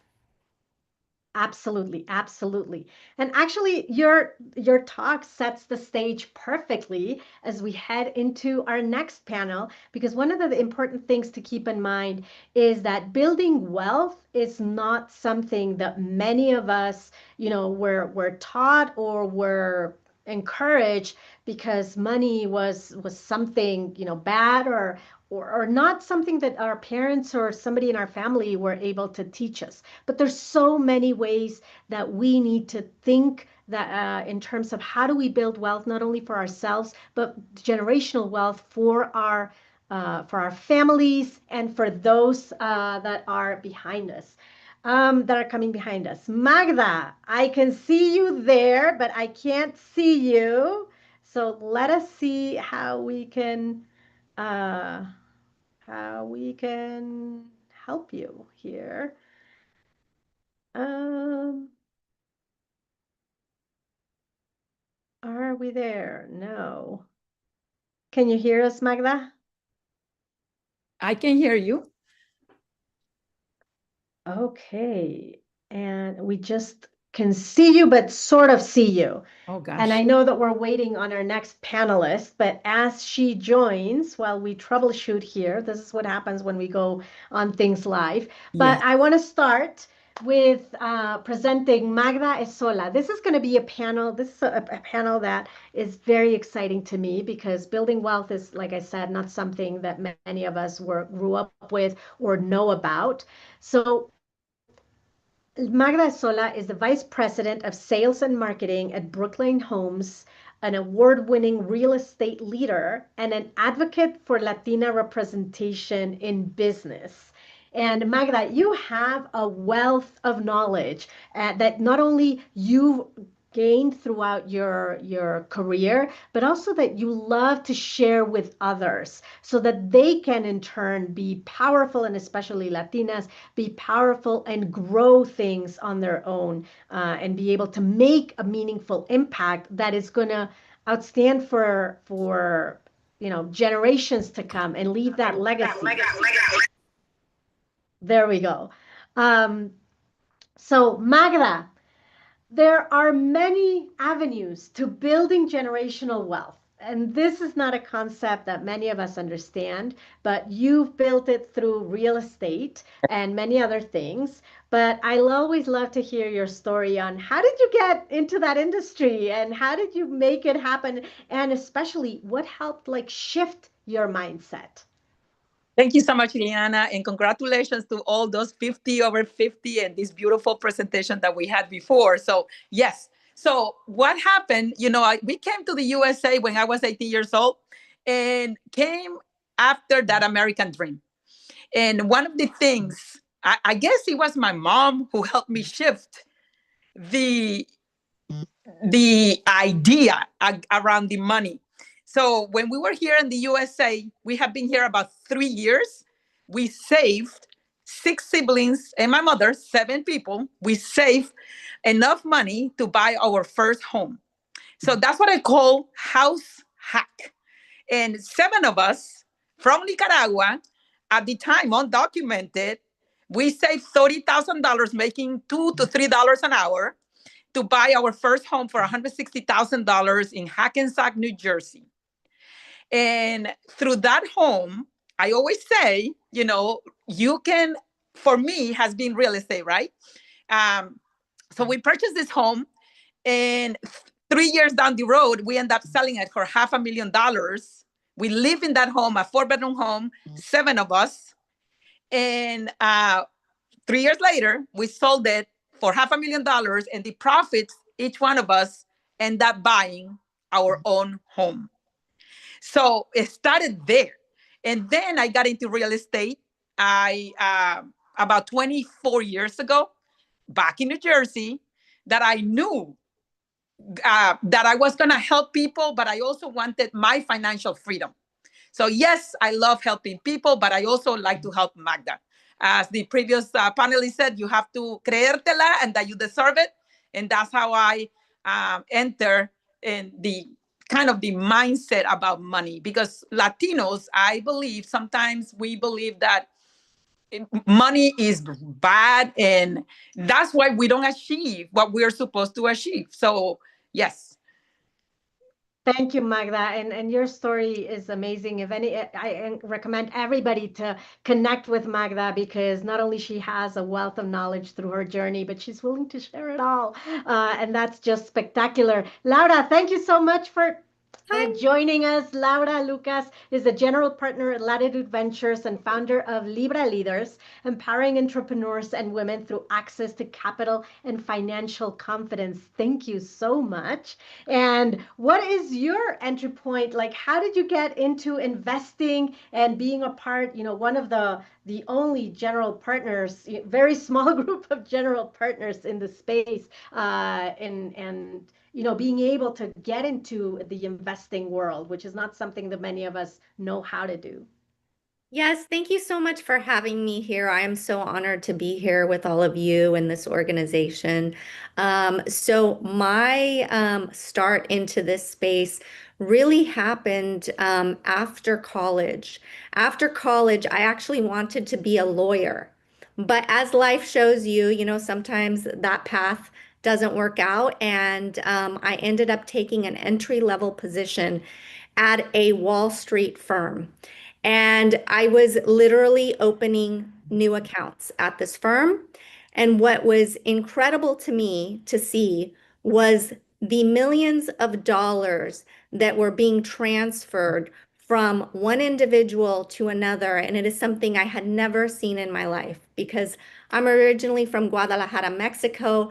My family is the type of family that just puts their savings in their mattress. And, hopefully we pray for the best. So when I saw that there's this institution known as the capital markets driving capital from one person to another person or one institution to another person, I knew that I had to know more about what was happening here. So I took that entry level position. I got all my licenses. I ended up trading for this firm. So I worked my way up, went to one firm to another, ended up working in Wall Street for over 10 years, left Wall Street, started my own startup in the fashion business, had a company called La Da Da, and I sold it to Stitch Fix, which is a publicly traded company now on the NASDAQ. That journey was incredible because I realized again that I was one of the only women, Latinas in Silicon Valley raising capital, and there were no other women in that space on the other side. But I was able to raise, I got out at my Series A. I sold the company, like I said, to Stitch Fix, which then became a publicly traded company at NASDAQ. And as life would have it, I got hired at NASDAQ to watch the IPO happen of Stitch Fix. So I mean, it was like a serendipitous moment to see that the company that I sold to was actually going IPO. After that, you know, in my journey in the financial markets, I said I have all this knowledge about being on Wall Street, being an entrepreneur, and seeing the highest capital in the country happen at the NASDAQ. And so I wanted to make a difference. And that's when I joined Latitude Ventures as a partner with Sol Trujillo and Gary Costa and Oscar Munoz. And we raised 100 million and have invested in 38 companies that are growing, scaling, and hopefully we'll see a lot of those companies go public on the NASDAQ or New York Stock Exchange. We only invest in US Latino and Latina founders, and that is because those are the communities that have the most growth currently today in the United States and are the ones that are creating and innovating the future of tomorrow.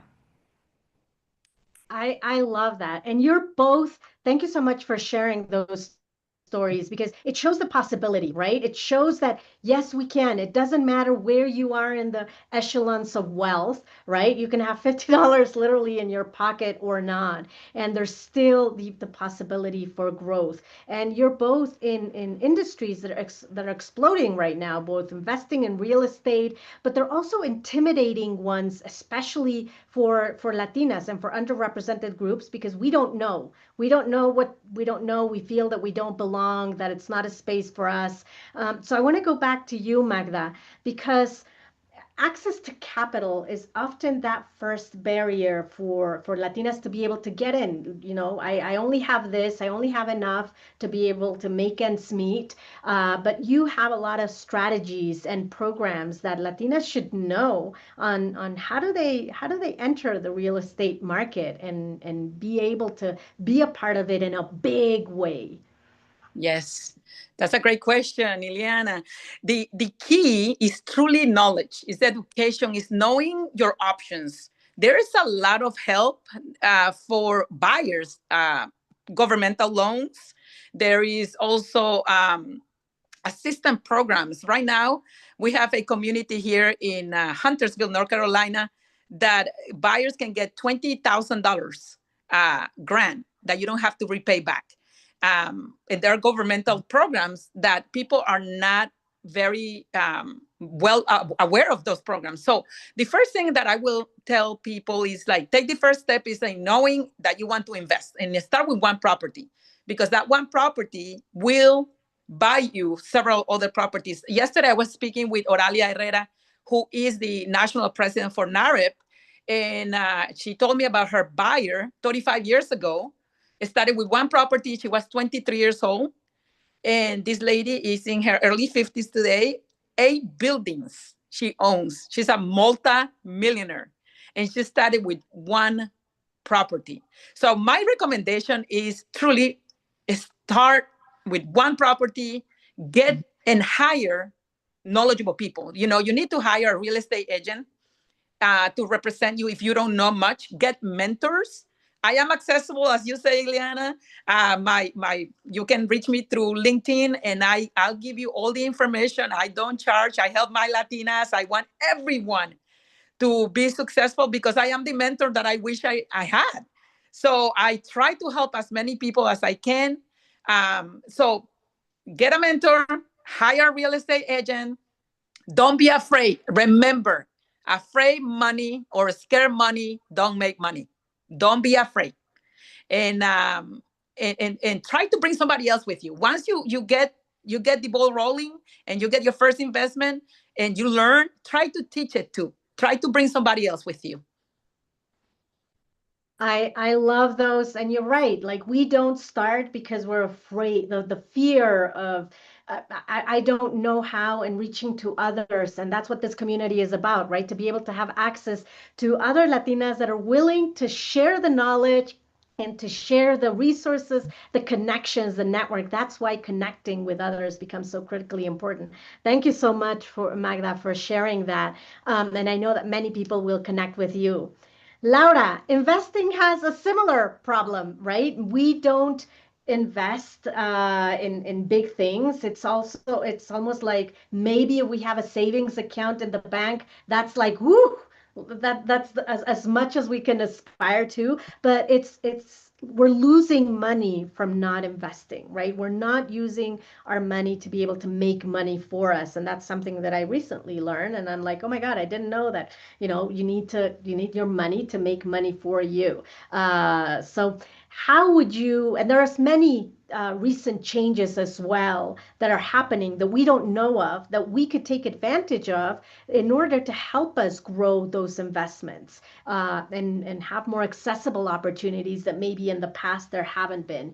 Any strategies that you can share in terms of for our audience so that they can begin navigating in the investing space?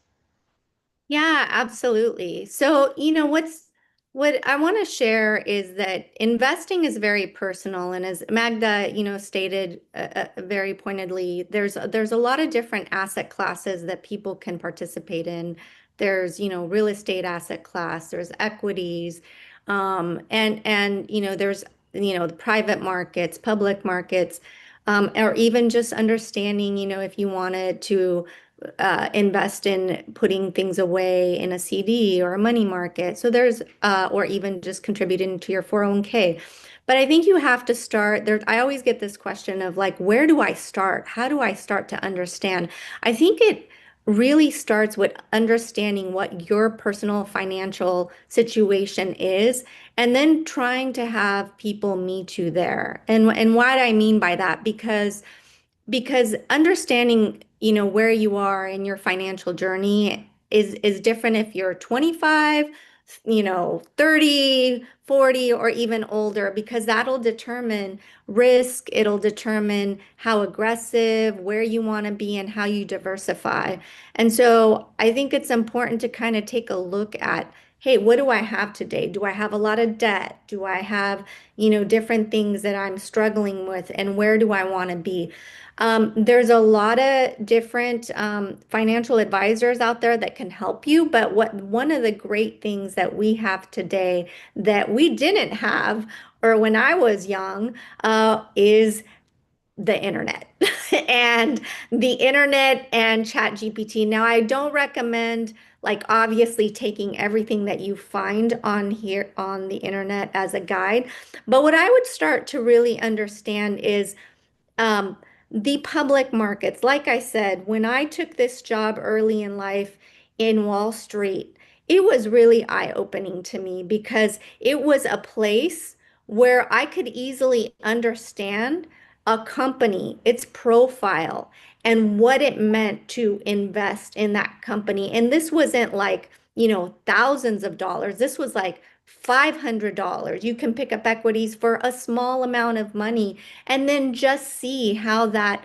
relates to the performance. Like the S&P is a great place to start, right? The S&P, as you've seen, has grown tremendously over the last 10 years, or even what they call the FANG. The FANG stands for Facebook, Apple, Netflix, and Google, which are, billion-dollar companies that you could probably participate in the public markets. I always say that the reason why we have the strongest economy, aside from Latinas, is because we have the strength of the capital markets and the US stock market. And that is critical. So really looking at companies that are interesting and learning more about how to participate there. I would just start there and, make small investments. But again, it always matters where you are in your financial journey, and understanding what kind of risk you want to take. And then, of course, I'm part of a fund that invests in not only Latinos, but women that have incredible companies.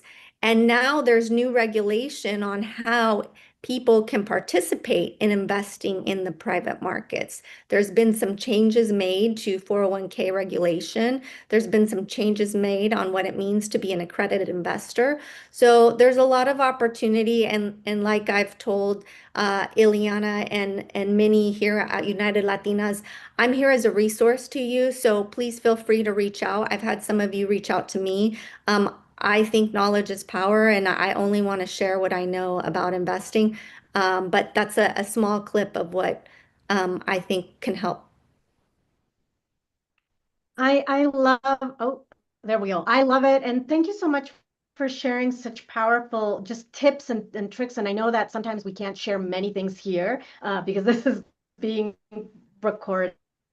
But I know that both of you are accessible to all of our members. And these are conversations that need to be had.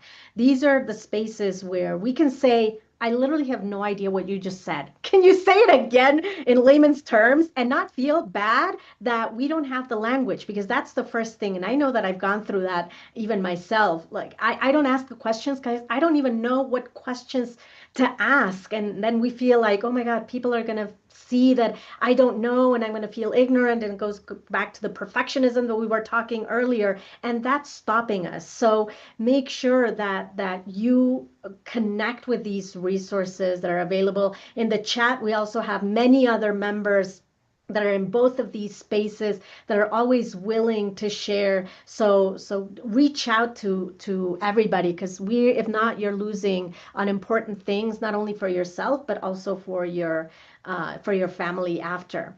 Now, building wealth isn't just about personal gain. And I think that's the first thing, one of the first barriers that happen. It's like, oh, but I don't want to be wealthy because people feel that wealth is bad, it's bad, or I'm going to have personal gain and I want to value the community that I am. But in a way, it is about circulating money within our community so that not only we rise, but everybody else rises, right? So do you have any tips, any advice? And I would love to start with you, Magda, in terms of how do we invest each other with each other? We heard, Anna, about the power of our purse so that we can multiply our wealth and our collective wealth.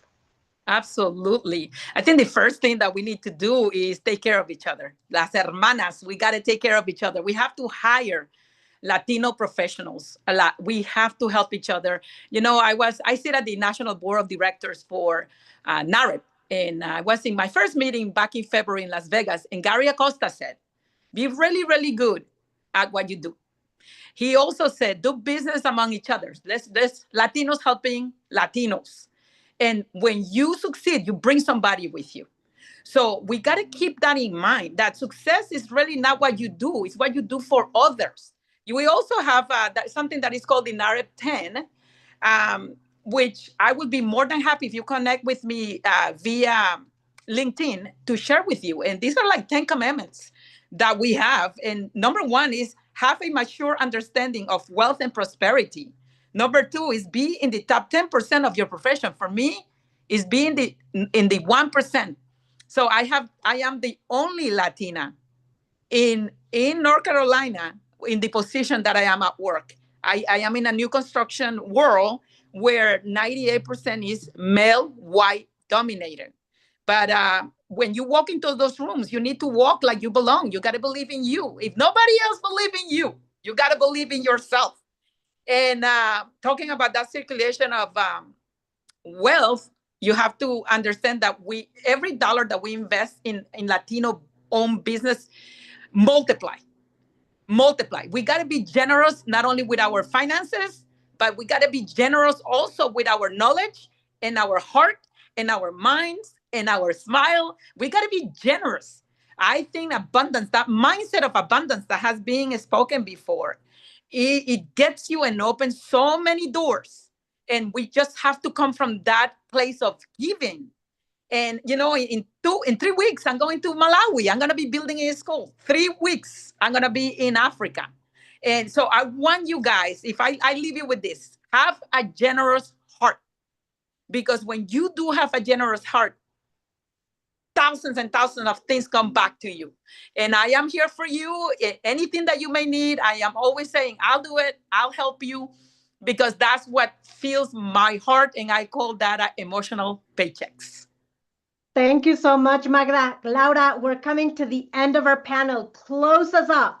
Yes, I mean, I don't know. Magda said it all. She's so amazing in what she brought to the table. I agree with everything she said. We have to continue to invest in each other, make sure that we share opportunities, make sure that we're supportive. If you see a Latina business on LinkedIn, share it, like it, support it. If you see anything that you can share with others, I think that that's the power of our collective dollar, and we are making a difference. I mean, you've seen that the impact that we've had on Target for not going there. I mean, it's going back to Target. Remember the Target days? Yes, we need to bring it back to Target.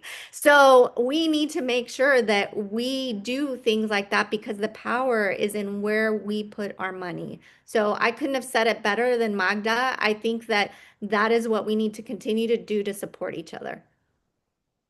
I love that. Thank you so much, both of you, for being here with us first, for sharing your knowledge, sharing your wisdom, and everything that you do to elevate Latinas so that we can all have, go into these spaces where the percentage is very, very small, but it's so, so needed. So thank you so much to both of you, and make sure that you connect, our audience connects with both Laura and with Magda. Thank you.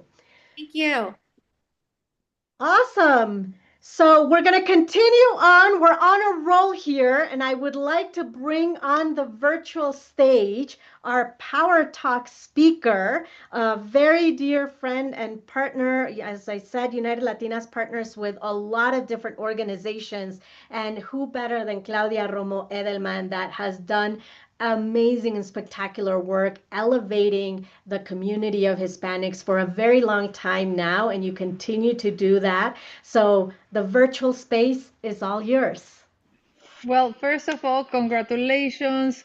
Thank you so much for having me. And as you rightly said, I have a message which is, let's own our moment. This is our time, and we just need to be absolutely adamant about how different we are than what we have been. Like Latinos, as you know, Hispanic, Latinx, Latinas, what we have is we are prosperity, power, and progress. The big difference, and the piece that I want to talk to you about, is how there's a new Latino, there's a new Latina. For years, since I started working in this space, I saw how much we were wondering and questioning, are we worth it? The big difference now is that we know it. And once you know that that you're worth it. The question really is no longer like, am I big, am I strong, can I influence? And so when we know that there's something, we know our data by far more, thanks to people like Ana Valdez from the Latino Donor Collaborative, putting incredible resources out there, people like me amplifying it all the time, and everyone becoming part of the story. We now know how worth we are, and the question now is like, are others going to notice it? And what am I going to do with that worth, with that power? And how am I going to pay back to the people that did it for us, to the ancestors? How am I going to tell my story, and how I'm going to open it up for the next one? So we've never been so strong. We've never been so ready. We've never been so many. But the most important piece there is that we've never been so self-aware. And I think that when I was preparing for this conversation today, I wanted to bring that piece forward, and just to make sure that we're noticing these pieces. Latinas, we're 9 million people. We generate more than $125 billion a year. We are 80% of all the purchasing power decisions in our homes, and we generate 18 times small and medium businesses, more than any other group in America, making us the job creator #1 in the country. And that is amazing. But the most important piece here is that now we know it. We used to be in the dark. We used to be in a room that was, like without the candle to guide us. We were living in a distorted mirror, thinking that we were small when we're big. And through the Hispanic sentiment study from 2018 to 2025, Ileana and everyone in United Latina, let me tell you how dramatic this has been. In 2018, only 14% of the Latino community knew of our data, knew how young we are, how many we are, what is the economic size of the Latino community, our purchasing power, our entrepreneurial power, our voting power. That number, 14%, which is very, very low, almost no one knew. Now that number has scaled to 42% in 2023 to 77% in 2025. Now most of the Latino community knows. Now most of us can feel the power that we have, and we're no longer asking for a seat at the table. We're building our own tables. At least we know that despite the challenging conditions, where we've never been so challenged in the environment, where we never feel so frightened, so scared, and we are the backbone of the workforce. We're the driving force of culture and the fastest growing segment of the entrepreneurs. So when you look at that, you know that we are like redefining leadership, and redefining it in a way that is very much a la Latina. Redefining it, understanding that our leadership styles mean that we take someone with us. We lead like a mother. And when you know that you're powerful, and you know that your values are essential for the workforce, that leading like a mother means that you're going to generate trust, that you're going to take everybody with you, then you're able to be like Nanette Corsero at Pfizer. You're able to actually develop the COVID vaccine. When you're like that, you're able to generate trust among people. When you know how much leading a La Latina means, that you're able to understand that your accent doesn't mean necessarily that you're less proficiency, that less proficient, less professional, less competent. When you're able to flip the script internally, because you know that when you have an accent, it means that you are bilingual and bicultural, and that therefore you can talk to two different groups, and where you're good at businesses, and you're good at network network and opening up the space for your company. So you're gonna be able to bring that data point to the companies and where the people and the organizations where you operate. So being in the know is essential. That's why the work that people like Ana Valdez and the Latino Donor Collaborative is important. The work that we're doing here with United Latinas is important, because we're sharing the data, we're sharing the playbooks, we're opening up the spaces to have role models and the networks that we know that we have and that we need. So we are job creators, we're community builders, we're creators, we're economic power, and yet all of that we are still not recognized. So everything of the Latino community is growing hockey stick form, except the recognition that we have externally, the visibility outside. We don't see ourselves or our values reflected by big corporations or media. And yet, despite being everything that we spoke about, like being a hockey stick form, we don't have the pay that we require, that we basically need and recognize. I'm feeling the word, the pay that we deserve. We still be paid 58 cents of the dollar.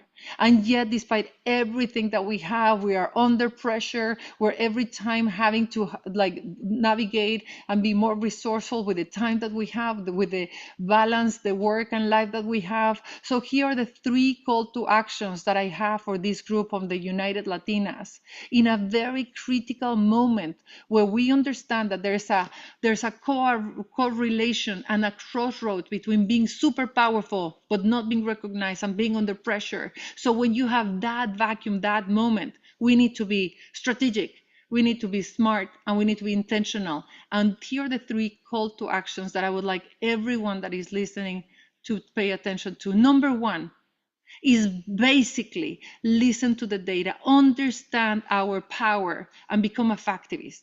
We need everybody knowing. We need everybody knowing how powerful we are, how many we are, how much our assets, our values are assets and not. So get the data, share the data, become a factivist. Number two, flip the script. There are so many things that we do as Latinas where we play the script of someone else. The script that is actually telling our strengths portrayed as weaknesses. So flip the script and make sure that people, not only people outside, but you inside, you know exactly that when you have an accent doesn't mean that you're less proficient. It means that you have two languages, that you're bilingual. Flip the script when people are saying you're too nice, you're not like leader enough. Flip the script and say like, no, I lead like a mother. I generate trust. I'm able to lead people and team building that makes people work harder and more together. And so when you are a factivist and you flip the script, the third and last thing that you have to do is recognize why God gave you two hands. One is to make sure that someone catches you, and the other one is to take someone with you. So get the access code and share the access code, because we cannot be solitas out there. It's pretty damn hard. So we need to be united, as this organization says it, and together we need to own our moment. Thank you so very much for having me. I hope that I can inject you with optimism, with a sense of the new Latino, the new Latina that is here to stay and is here to grow, owing our moment together. Claudia, thank you so much for that wonderful share. I love the last line that I wrote down was, I lead like a mother. And that is profound, right? The solution drivers, we're making it work. We're making it make sense, and we're taking care of the community as a whole. And I think that's so important when we think about all of these things. So thank you again for sharing your wonderful data. And yes, so much, so much, so much. So we're going to move on to our next panel discussion. And I want to give a quick recap of the day so far, because I know we've had a long day, and still we have a lot of energy in the space here. So we talked about leadership. We've talked about building wealth. We've heard the data. We understand our power, our buying power, our significant power, and we're leaders and we're thriving. And now we're going to talk about something that is very important and critical for us to discuss, which is advocacy and policy and politics, in more ways than one, not just the literal sense, but how are we using that power? And I want to bring up my guests. How are we using that power and in representation and in rooms that matter, right? Let me bring up Charlotte, Michelle, and Diana.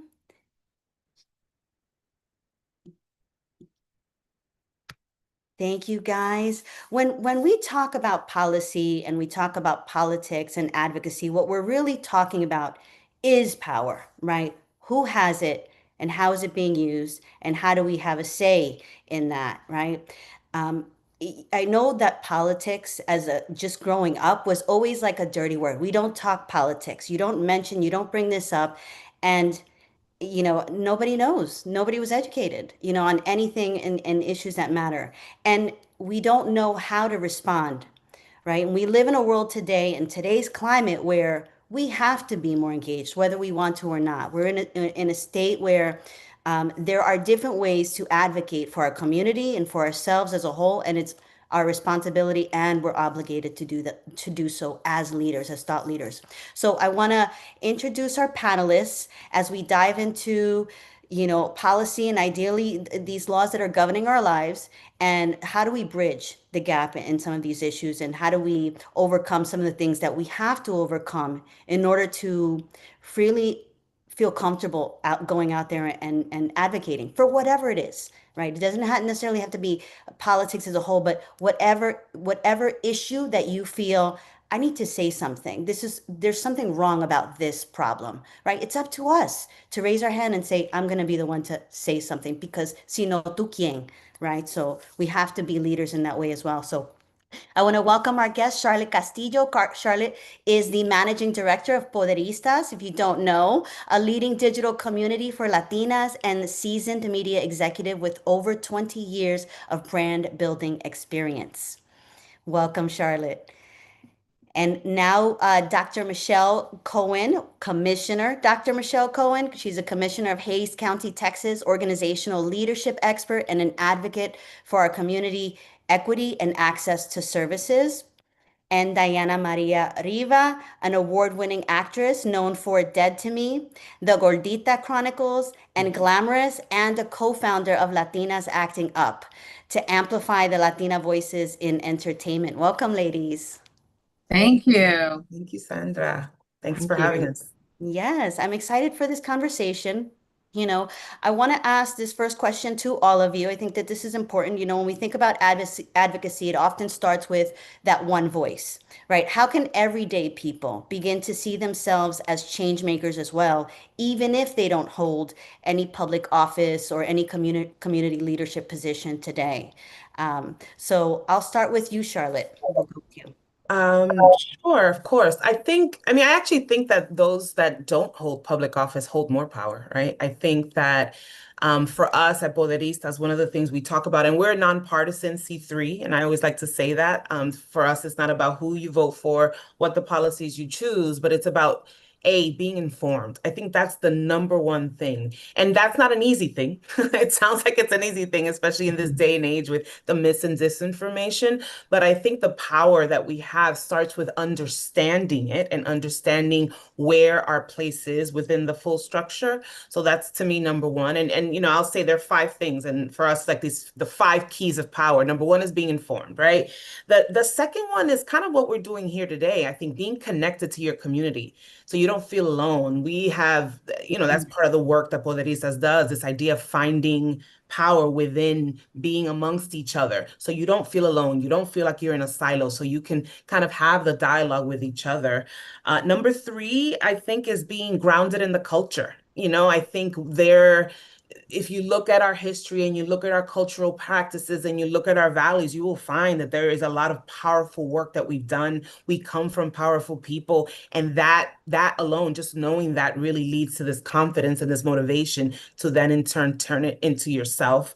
Number four is being involved. And again, if you put these all together, you can become involved because you're informed, you feel grounded in your community, and then you're connected. And then one that I think gets overlooked, but we believe is incredibly important, and especially as us, as mujeres, as madres, as Latinas, as all the multi-hyphenates, it's health. We believe that you need to take care of yourself physically, emotionally, mentally, because as we all know and we've heard, we are, the ones that are graduated from college, we're starting, businesses. We are kind of the linchpin in all of our communities and our families. But if we're not taking care of ourselves, we're not able to do that. So again, for us, is really keeping in mind, and for Latinas and for myself, keeping in mind all those aspects of power. And once we fully kind of engage, we have a lot of power to give and to leverage. I love that. I love that. I appreciate that so much. Dr. Michelle, I'll throw that to you.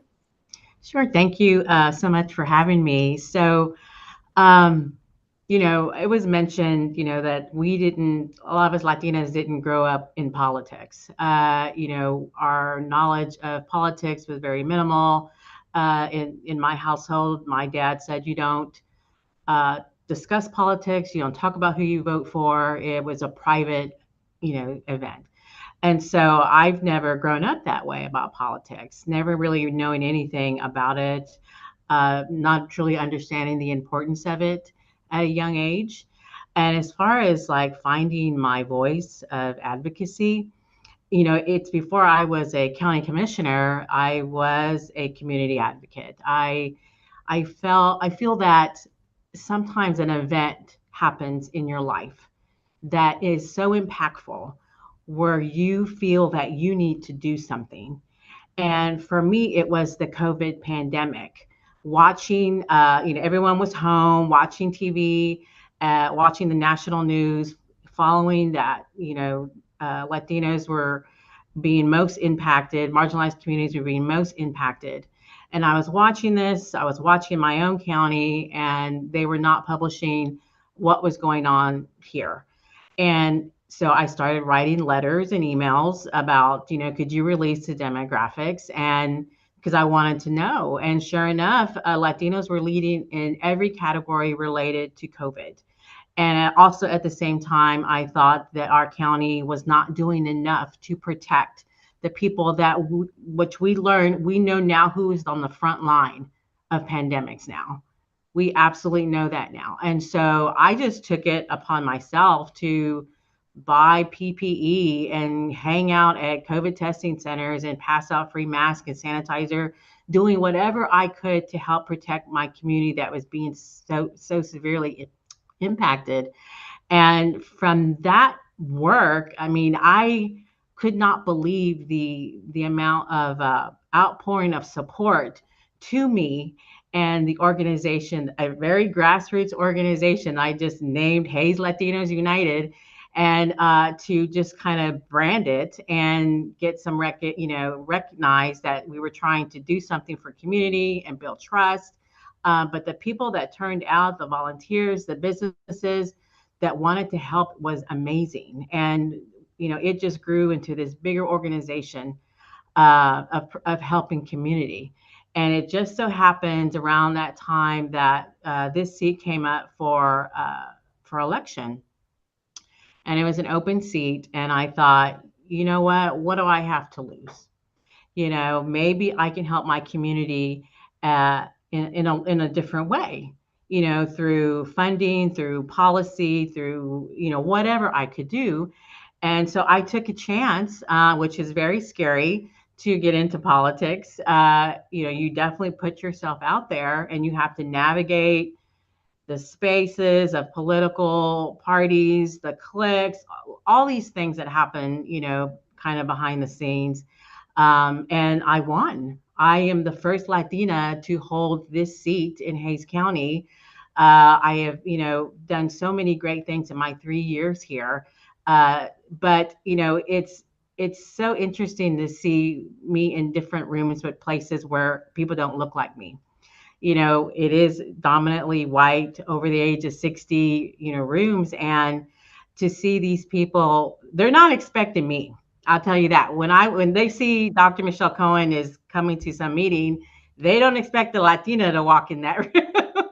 And so it is always fun to kind of watch that. But it has just been such an amazing journey for me to find my voice, find that advocacy voice, and now to find this voice as a political representative for the community that is over 50% Hispanic, right? To have someone in this position that looks like them, right? Which has never happened. And so it is always, it's a great honor for me to be in this job, but it is very difficult. Yeah, yeah. And we appreciate you for your service and continued service. And yeah, thank you so much for that. Diana. Hi, good morning or afternoon, wherever you are. Thank you for having me. I think the easiest and the first thing to say is like, I'm an actor, so clearly I'm not a politician. People could say I'm a bullshit artist, but I earn a paycheck for it, so it's okay. The Dr. Cohen said it very clearly and specifically that often it's an event in life that launches you into action. And that is exactly what happened with Latinas Acting Up. In the moment that I knew something needed to be done, I was sitting on my couch angry at the idea that if SAG-AFTRA, our union for actors, were going to go on strike, we needed to stay united because we had a history of not being united and hurting ourselves as a community of actors in the industry. And I took the idea of Latinas Acting Up as an organized picketing group to Lisa Vidal, my co-founder of Latinas Acting Up. She's on a panel, I think, later this afternoon, and you'll hear from her. And we set out week to week with the orchestrated and very mindful impetus of we have to hold the line. We have to fight for these inequities that we're trying to survive in this business. We have to make sure that we get a sustainable wage and living. All these things that were affecting us as a whole, as performers. And then I was taking it from the perspective of being a single parent. What do I need to be able to maintain this job, this work, and raise my children by myself? Lisa had her reasonings, but also the main thing of it is that Lisa and I have been in the business for a long, long time.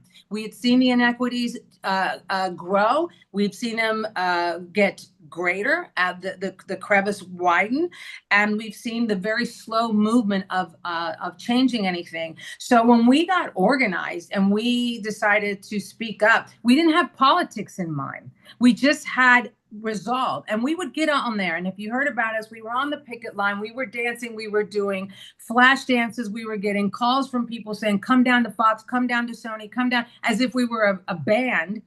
And all we wanted to do was get attention and keep ourselves in the momentum of holding the line and getting to the finish line for this strike. And we did that with the mindset of because we deserve better, because we need better, and we're worth better. And that grew into this instantaneous group of 80 to 90 women that first week showing up on the picket line with us. And we had no idea that's the impact that we were going to have. We just called our Latinas, like our local mafias, and we're like, girl, you got to get on the picket line. We need to be together and do this. So we thought about 30 or 40 would show up. We had the t-shirts, we had the signs, and 90 showed up, 80 to 90 women. We didn't know who they were, but we knew they were all in the industry. It was something that was clear. It was a sentiment that was clear that we shared with many other Latinas in the industry from various stages of their careers. So we knew there was a voice that hadn't been heard enough, or at least not loud enough. So coming together was just the impetus for us to see change. And it wasn't a political thought. It was a self-worth, of value, of what we contribute to the entertainment community. So it was something that grew from there and taught us very quickly that you just have to be organized in your heart and your soul about what you want. And that will drive you to lead, or drive you to fall into a position of leadership, or congregate or whatnot. And that's all we're going with, is what's in our hearts. And lead like a mother. Yes, we always call each other, we're the titis of the group. We've been there, done that, seen it all. And we want to see this younger generation of Latinas in the industry go through the journey a little differently, if not better than us. I love that so much. But that's such great answers and responses to that. You know, we have a conviction about something, especially if you're in this space, right? We all, as Latinas, intrinsically, we have a conviction about how we wish the world would be, you know, how we can make the world a better place, how we can make the world more equal, more equitable for all. Right? Because as a mother, we're looking out and we want everyone to be fed. We want everyone to be housed. We want everyone to be clothed. And that is such a beautiful point of the start of advocating. It doesn't necessarily have to be involved in politics, but it is about advocating for a cause that you believe in, because if you don't, who will? That's And right. if someone else is doing it, how do you align with them and partner up with them? If two people have that vision to say, you know, let's do this together. We both believe that this is an issue that if we stay quiet, nothing's going to change. And nothing's ever changed in history when we stay quiet. It's making the noise. And that is and can be very fearful for many people to say, okay, I'm going to go into that fire first, you know, but with conviction and with like, I am not going to take it. I can't survive. I can't breathe if I don't do something about this issue or this matter. So I love everything that you guys shared. So Charlotte, we're going to go to, how can we shift, the narrative from being seen as underrepresented to being recognized as essential voices to shaping the future of this country truly? Um, Well, I think, for us, and I say us, I say poderistas, and I think in general, I think the power of storytelling is sometimes undervalued. I think, I think Diana's example is a great one. Actually, both Dr. Cohen and Diana's example are a great one, where they were sitting at home, not thinking that they were going to start these movements, run for office. But it started with a belief in them, a belief in like a one issue. And that's the thing, that there's so many issues. We tell our community, pick the one that's most important to you, pick the one that you feel that you have cultural and lived experience around, because that's the one that you're going to do the best in. That's the one that you're going to lean into. That's the one that's most authentic to you. And then tell that story. Tell the story of your life. Tell the story of your experience, because storytelling is everything. I see it and the power of it is how you connect with people. It's authentic. When I remember seeing you, Diana and Lisa, and the bailando, and it was so fun, and it felt so real and authentic. It's like, they're battling for their livelihoods, and forget that they're, I like to call fancy people, but they're in the struggle too. And there was something about that to me, I think, really connected with community and women all around the country, even though it was a very specific issue. But this idea that you were out there, you're not just on the glossy screen, you were out there because you had a belief. Dr. Cohen, that you're in your community, that you're being seen as, wait, she had this issue, she saw this, she started a drive for PPC. PPC, is that what it was called? I don't remember anymore. PPE, right? And again, I think that's what people connect with, the story of it, the real, forget about the policy, forget about the details, because a lot of us believe that we don't know enough, that we don't have enough information, that you need, like we like to say, a PhD in civics to be able to share our voice. And you don't. You know what? You have a PhD in your life, what impacts you, how it impacts your family. Those are the things that and you know well. Nobody can tell you what it is that you need. So now it's about using that knowledge, sharing that knowledge, and surrounding that knowledge with more information. That's where the information comes in. Okay, let me learn how I can get that. I always use the stop sign on the corner of my block, right? Like, because I think it's really tangible. If you have children and you live on a street that doesn't have a stop sign and it's dangerous, that's something that's impacting you every day. Now you want to know, how do I get a stop sign there? Look it up, Google it. How do I get a stop sign in my corner? And by the way, this is something that's going to impact your day-to-day living. You have a 3, 4, 5, 6-year-old and you want that change. There is a way to get that done very readily in your community, usually. Just dig in. But again, it starts with a cause that is important to you. And then you have to tell the story. And for us, one of the ways that we're shifting the narrative is telling the stories of women who are doing that, showing by example, because if you can't see it, you can't be it. We amplified, the Latinas Acting Up movement, because we were like, look at what they're doing. They are taking control of the narrative. They are showing up to get change made, to make change happen. You too can do this. Here's how. We have featured many, many women who have never run for office and now run for office. We have featured women that, started off as vending, selling food on the streets, and now opened up a brick and mortar. All, from CEOs of Fortune 500 companies to Latinas who are starting businesses. Again, we're showing these stories so that women feel motivated, feel confident, and then in turn say, wait, I can do that too. Wait, I understand how, I have a passion in me. I want to get clear running water in my home. That's important to me. Here's how I can do it. And then we share resources of how you can do it in your local community. But I think this idea of over communicating, sharing the power of your story, and not undervaluing your stories and our stories, we think is a way to change the narrative. Hmm. Love that. I love that. And we do have so much passion in this community. Imagine if we were able to harness that with, literally a form of measurement. And there is, science can measure the power of passion. Ideally Right. it's moving. Right. How do you measure changing and motivation and confidence? Trust me, that keeps me up at night. Yeah. Well, I mean, and how much change can we do if we unite and put all of that passion and towards one common mission, right? One solving, like you mentioned, one problem at a time, right? How can we harness everybody's passion that is able to literally change the world into a place where we can use that for good? I mean, I think, and the challenge is that sometimes there are, and I think this, we'll talk about this, there are differing views on the challenges, right? There are differing views. Yes, For yes. us, what's most important, and again, I keep saying for us, for Poderistas, and just in general, for me as an individual, is that what I ultimately, like when I think about what's my goal as a leading an organization, is that I want people not to underestimate the power of Latinas. Right?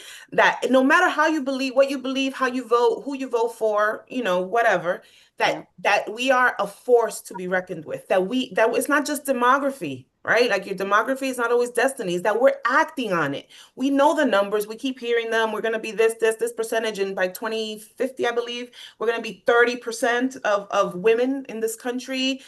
But are we participating at 30%? We're not. That's what we want to change, right? That's what we need to change. We need to show the power of our numbers. Otherwise, it doesn't matter. It's a silent majority.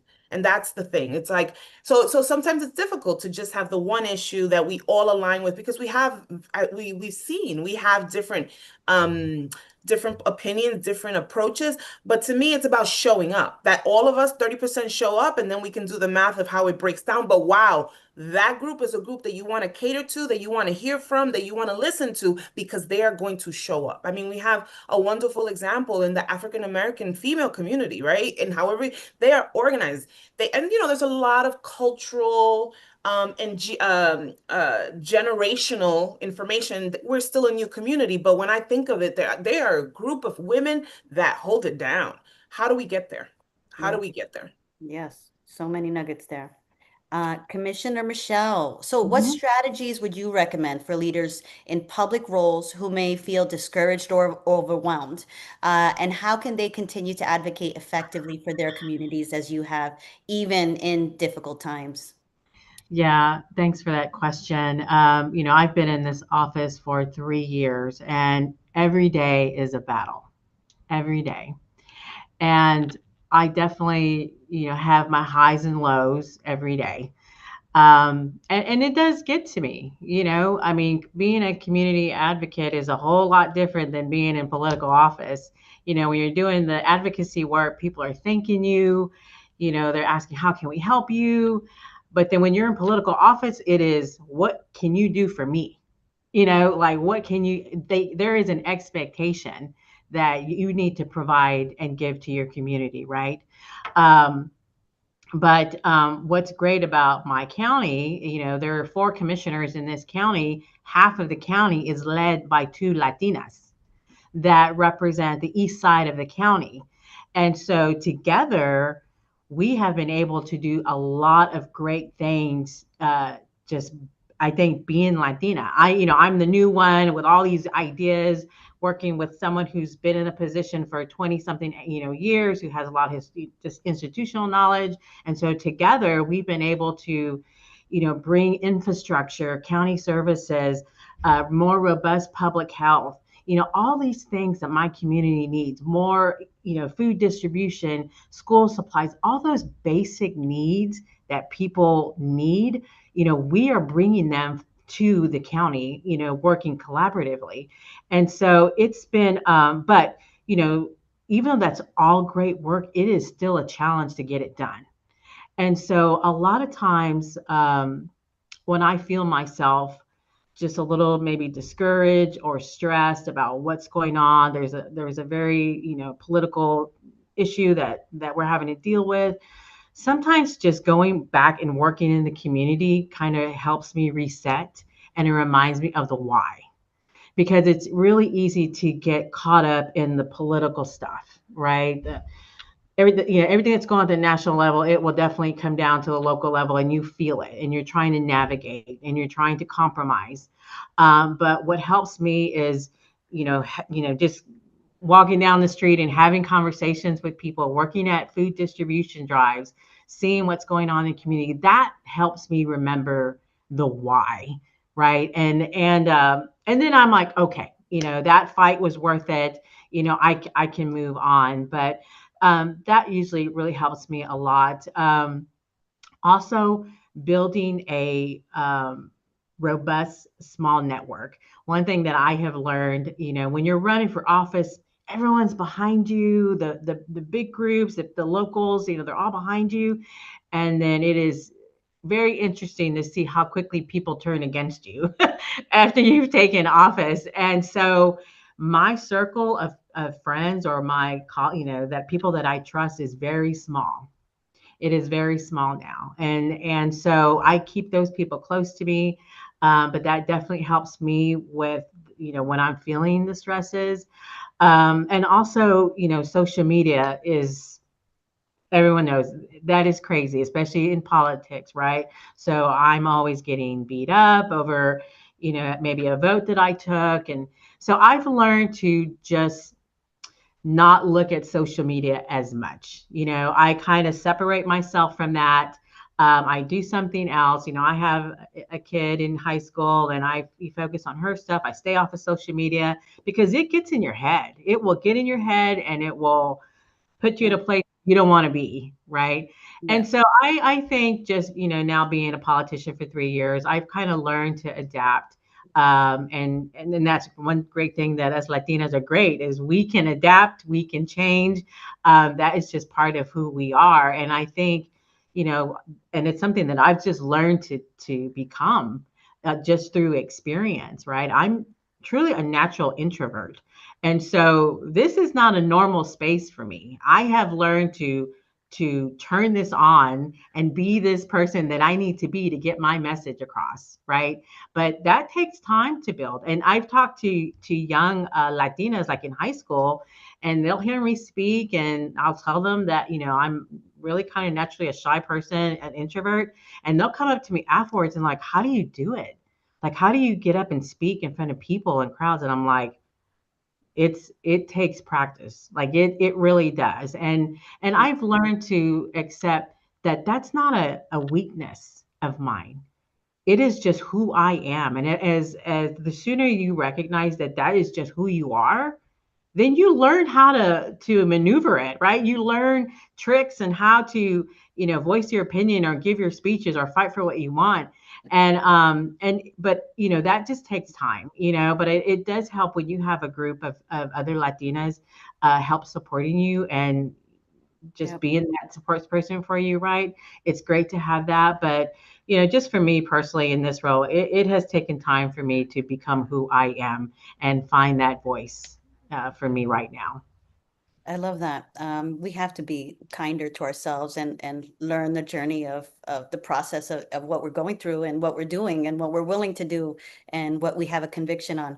Diana, I want to ask you, in spaces where we may be the only Latina in the room or the only or maybe a small number of Latinas in a specific space, how can we stand up to policies like you have for the SAG-AFTRA and how can we stand up to those practices that are really unjust without feeling like we need to shrink back in any way? Well, I think you, as Charlotte was saying, you have to find what's important to you and what resonates with you. And sometimes it's specific and sometimes it's community-wide.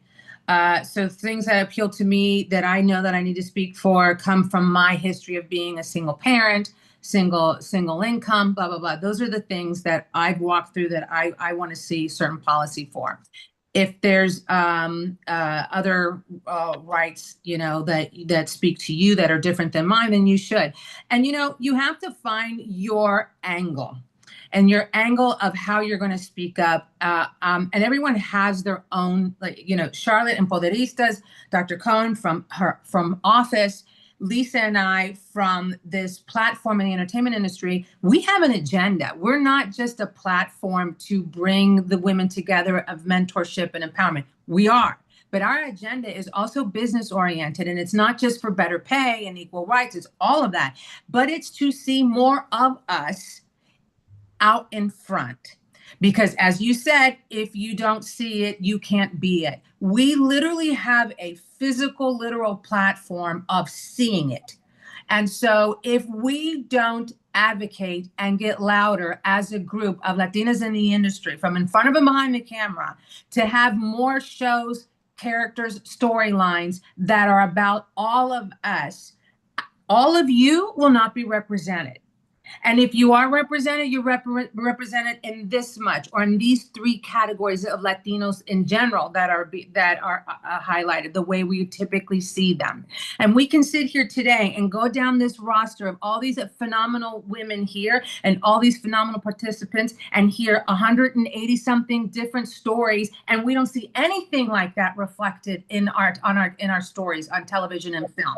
We have a lot that should be seen. And because of that, that's our perspective. We're coming in from the physical platform of we need to be seen. How do we do that together? We need support. So it's not just come support Hollywood, support our stories, support our work, because when it is supported and it does well, you see more. When they don't, when we fight, when our community infights about one project or the other, which we may not all agree on, of course, but we have to be like the Latino families that we are. We go home, we fight about it together, and then in front, we're united. We have to stay united because as Lisa and I have told everyone in this realm that comes to us in this platform, that when, not if, when they see us divided, they step back and they don't want to do anything with us. They don't want to. And right now, with what we're seeing, literally with our own eyes on television, is our community being eradicated. So we quite literally have to use our platform to show what you're seeing is misinformation, or what you're seeing is a stereotype or a narrative or whatever you want to call it. And there's a lot of other stories that we have, and we have to take that active part. You don't always have to know what the step is, that what the step is, the next indicated step is going to be, because it will reveal itself. But if you know where you want to go and what it is that you want to achieve, Lisa and I every day review, what do we do with this? How are we going to do this? We just know from our hearts where we want to go and the change we want to see. You know where you want to go and the change you want to see, then just start taking every step that affords itself in front of you to get to that change that you want to see. And then all of a sudden, we're 300 members in 3 states and figuring out what is the next step. But the sooner we come together to support each other from whatever perspective we have, Poderistas, from public office, from an advocacy group in the entertainment industry, whatever it is, the more we invest in those different perspectives, then we come together and have a greater effect. It's not just one angle or the other. We need them all. Yeah, I love it. All right, so we are over time, but I just want to get, if we were designing an advocacy playbook, what is one principle? We'll go just one principle each, and Diana, we'll start with you because I know you're on the set. What is one principle that you would add to this? And you guys shared so many great things that the whole thing needs to be in there. But what is one principle that calls out to you that, okay, we definitely need to have this in that playbook? 1.5, be genuine and reciprocity. What I do for you, do for me in return. We'll do it together and we'll get further. Love that. Commissioner Cohen? I would say probably always center yourself in advocacy. Remember the why. And if you remember the why, then you can continue the fight. And I think that's very important for us as leaders. And I always see that my job as a leader is to bring other leaders, create other leaders. And I'm always very aware of that. I don't want myself to be the last Latina in this office. I want another Latina to come behind me, and that's really, really important to me. So always, bring more. Love that. And Charlotte? Just one. And I think Diana spoke a little bit to this. I think the intersectionality of it all, like everything is really interconnected, gender, race, economics, the environment, everything. So when you're building a coalition or you're building for, advocacy, you have to think about that. And that actually will lead you to then collaborate and partner with other groups, right? It's not just the Latino agenda is very complicated. There's a lot, right? And I think you just have to keep that in mind. If we were rewriting, it's like it's intersectional. We have to think of it all. They're all really related. Yes, you focus on your thing, but how do you then bring it together with other folks in coalition? I love that. Thank you guys so much for this panel. We have power, we have the money, we have the spending dollars, and we have the leadership in place and coming in place, right? So now let's put it together and inviting people and infecting people with that energy and that audacity to say we have a responsibility. And what is it? Let's come together and let's work together versus working in silos, and let's truly change the world and build it how we feel we need it to be, right? Because I know the way I want to see it, and we have to be responsible for that change ourselves. So thank you guys so much for your insight and yes, your beautiful souls and energy here. Thank you for having me. Yeah, thank you for thank this, bringing us you. all together. Yes. All right, so we are going to move right into our next panel. Gonna bring up Lisa, who's the other partner in crime. Grace, I see you here. Perfect. And Melanie, yes, awesome.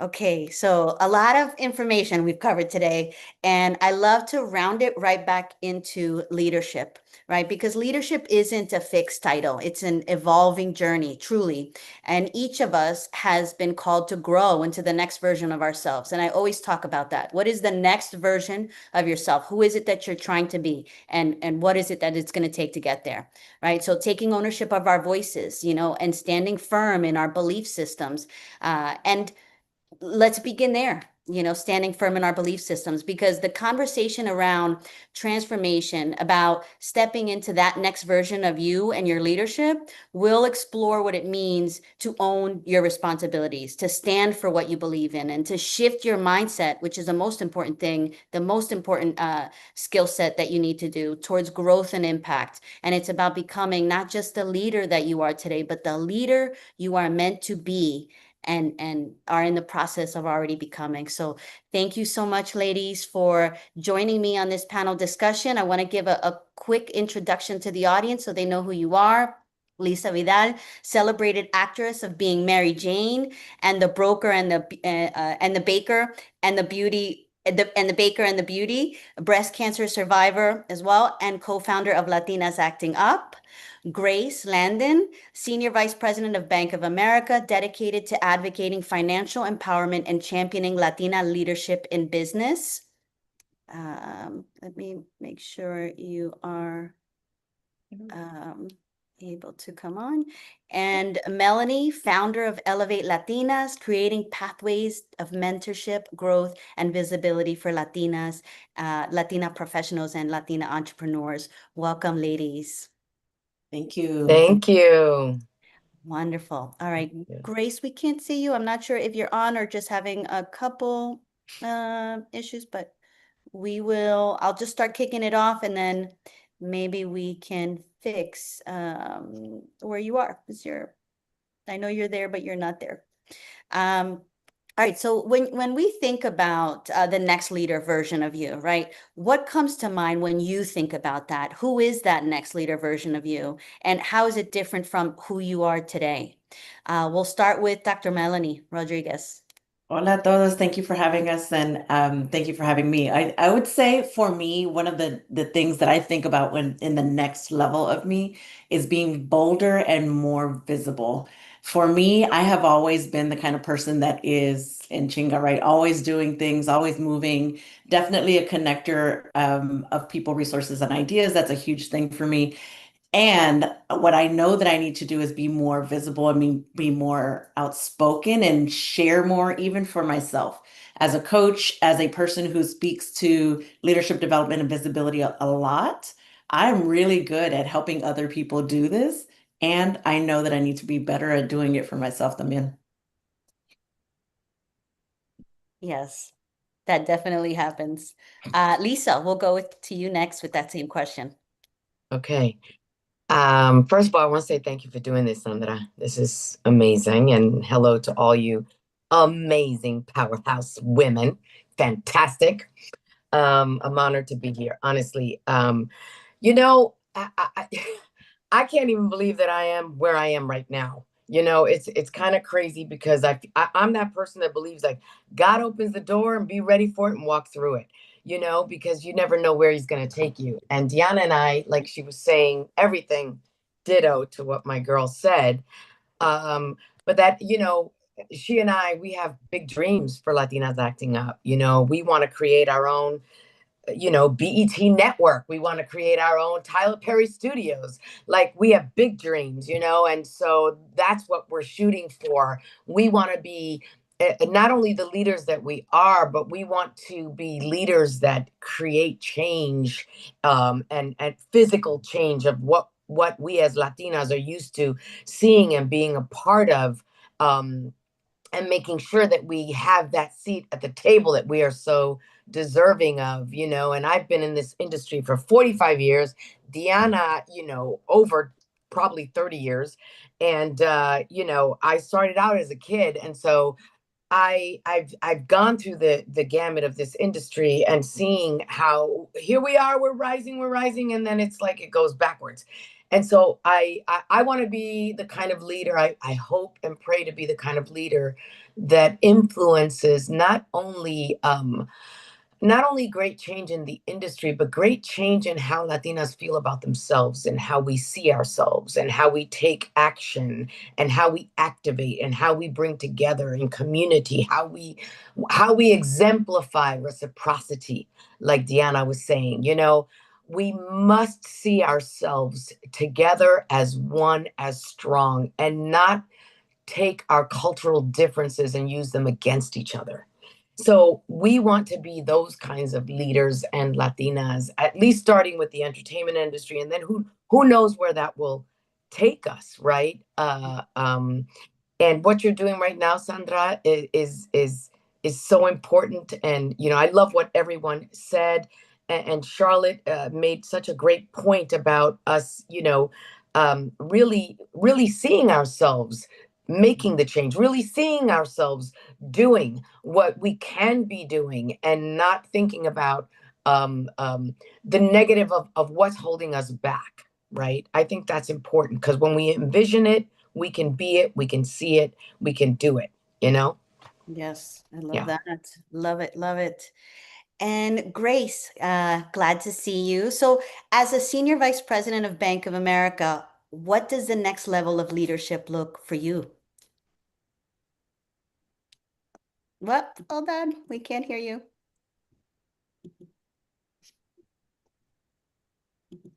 She's on mute. Yep. Can you hear me now? Yes. Yes. There's an echo though. Dale.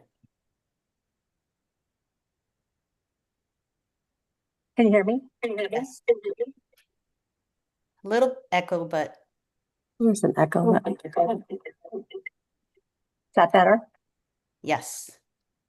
Okay, thank you so much.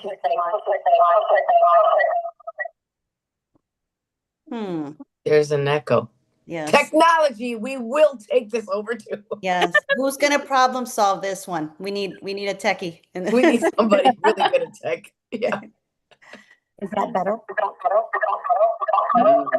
Do you have any other devices on, watching or streaming alongside, potentially? Is there a phone? Yeah. Somebody just said, is there a phone? If there's another device, it could Somebody be else watching with you. What about now? There you go. Yep. Yeah, dale. That's Is that better? Yes. Yes. Okay.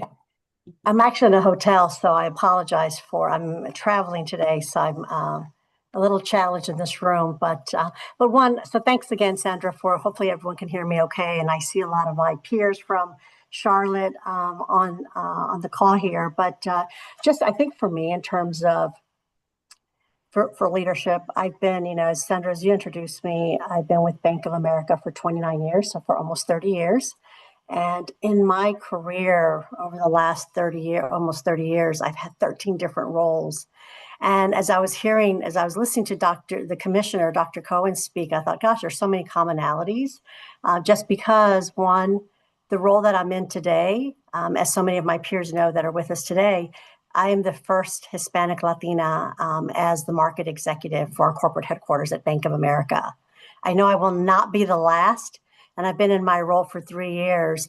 But I think for me, in terms of leadership and being here with all of you today, again, being the first Hispanic, not being the last for sure, that is for sure. But one of the things I feel like that has helped me in my career over the last 29 years at Bank of America have been my sponsors, and then my sponsors who eventually became my mentors, many women, but some men. And then also those that challenged me along my career and giving me the confidence when I was in doubt. I was doubting myself that I'm not skilled, I'm not qualified, I don't have the experience, all those things.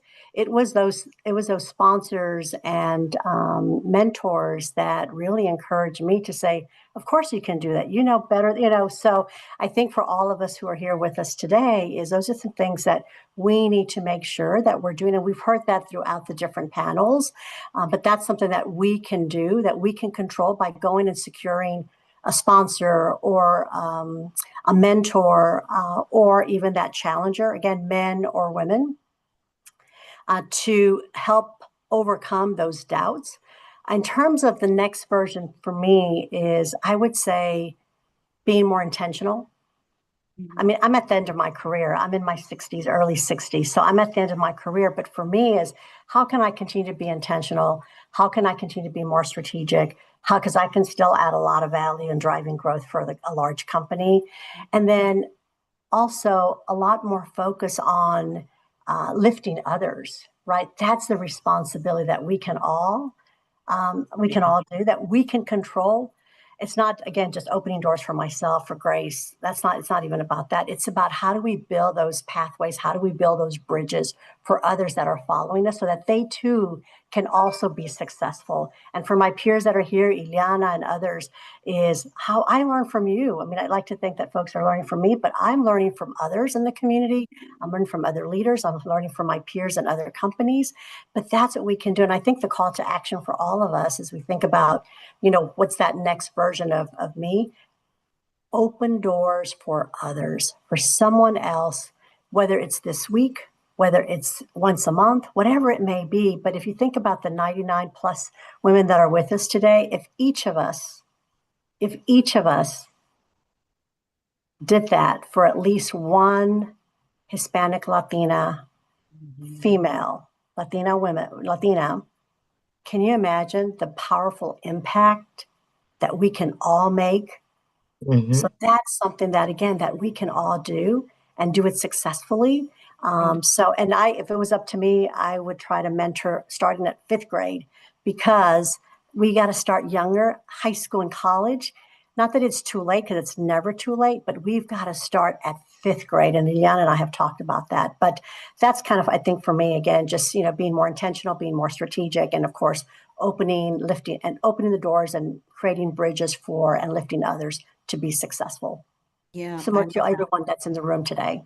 Yeah, that's so important. And you brought up something that's really critical. We are shaped. We are who we are right now, and that's it, right? But we've learned, I feel like that the time between when we're a child, I think up until 7 is when our brains are the most malleable, right? They are the most formed. What you hear around you, whether it's stress, whether it's love, those things are going to influence you and your being and how you approach life, regardless, right? If you wanted it to be that way or not. Intrinsically, it's in your bloodline, right? What you have around you. It's so important that when we see children, we speak to them like they are powerful and they are great, and they are, they have the responsibility to achieve their dreams even, right? Because they need to know that at a young age, that they have the power and the belief system behind them to become who they need to be. Because we are in our mid-career and seniored, and we're like, okay, yes, we have power, and just kind of I've delved into spirituality and science and the powers of how we influence matter right before our eyes. We literally are creating the world before us, and unless we know that power, we don't tap into it, and we are bystanders in our own lives versus really being the creators of our own lives, right? So I love that you brought up children, because their brains right now are the most malleable, right? They're the most subject to input, and they will become who they are by the words that they hear. And it's up to us to make an impact where we can, right? Just love on everybody, and I think we have a lot of love to give anyway. So but yeah, so let's, Right? It's Yeah. Sandra, it's that sense of empowerment, right? So if we can do that, and again, that's something, as I said earlier, that's something that we can control. So if we can do that, Yeah. we will drive meaningful impact across all of our communities. Yes. That's right. That's right. You know, I wanna address that just for 1 second because that is so important. And I think that's why I know that's why Deanna and I are so passionate about becoming more impactful, more powerful in the entertainment arena because images and stereotypes of Latinos, Hollywood is absolutely, one of the main players there because there are so many of us that young people don't have access to, don't know about, are not being taught about. We don't even have proper classes about us in schools, and I think that's why Diana and I, and along with Gina Torres, Constance Maria, Angelique Cabral, our board, we are being, like Grace said, intentional and strategic about how we are going about this as a group, as a platform, with Latinas Acting Up.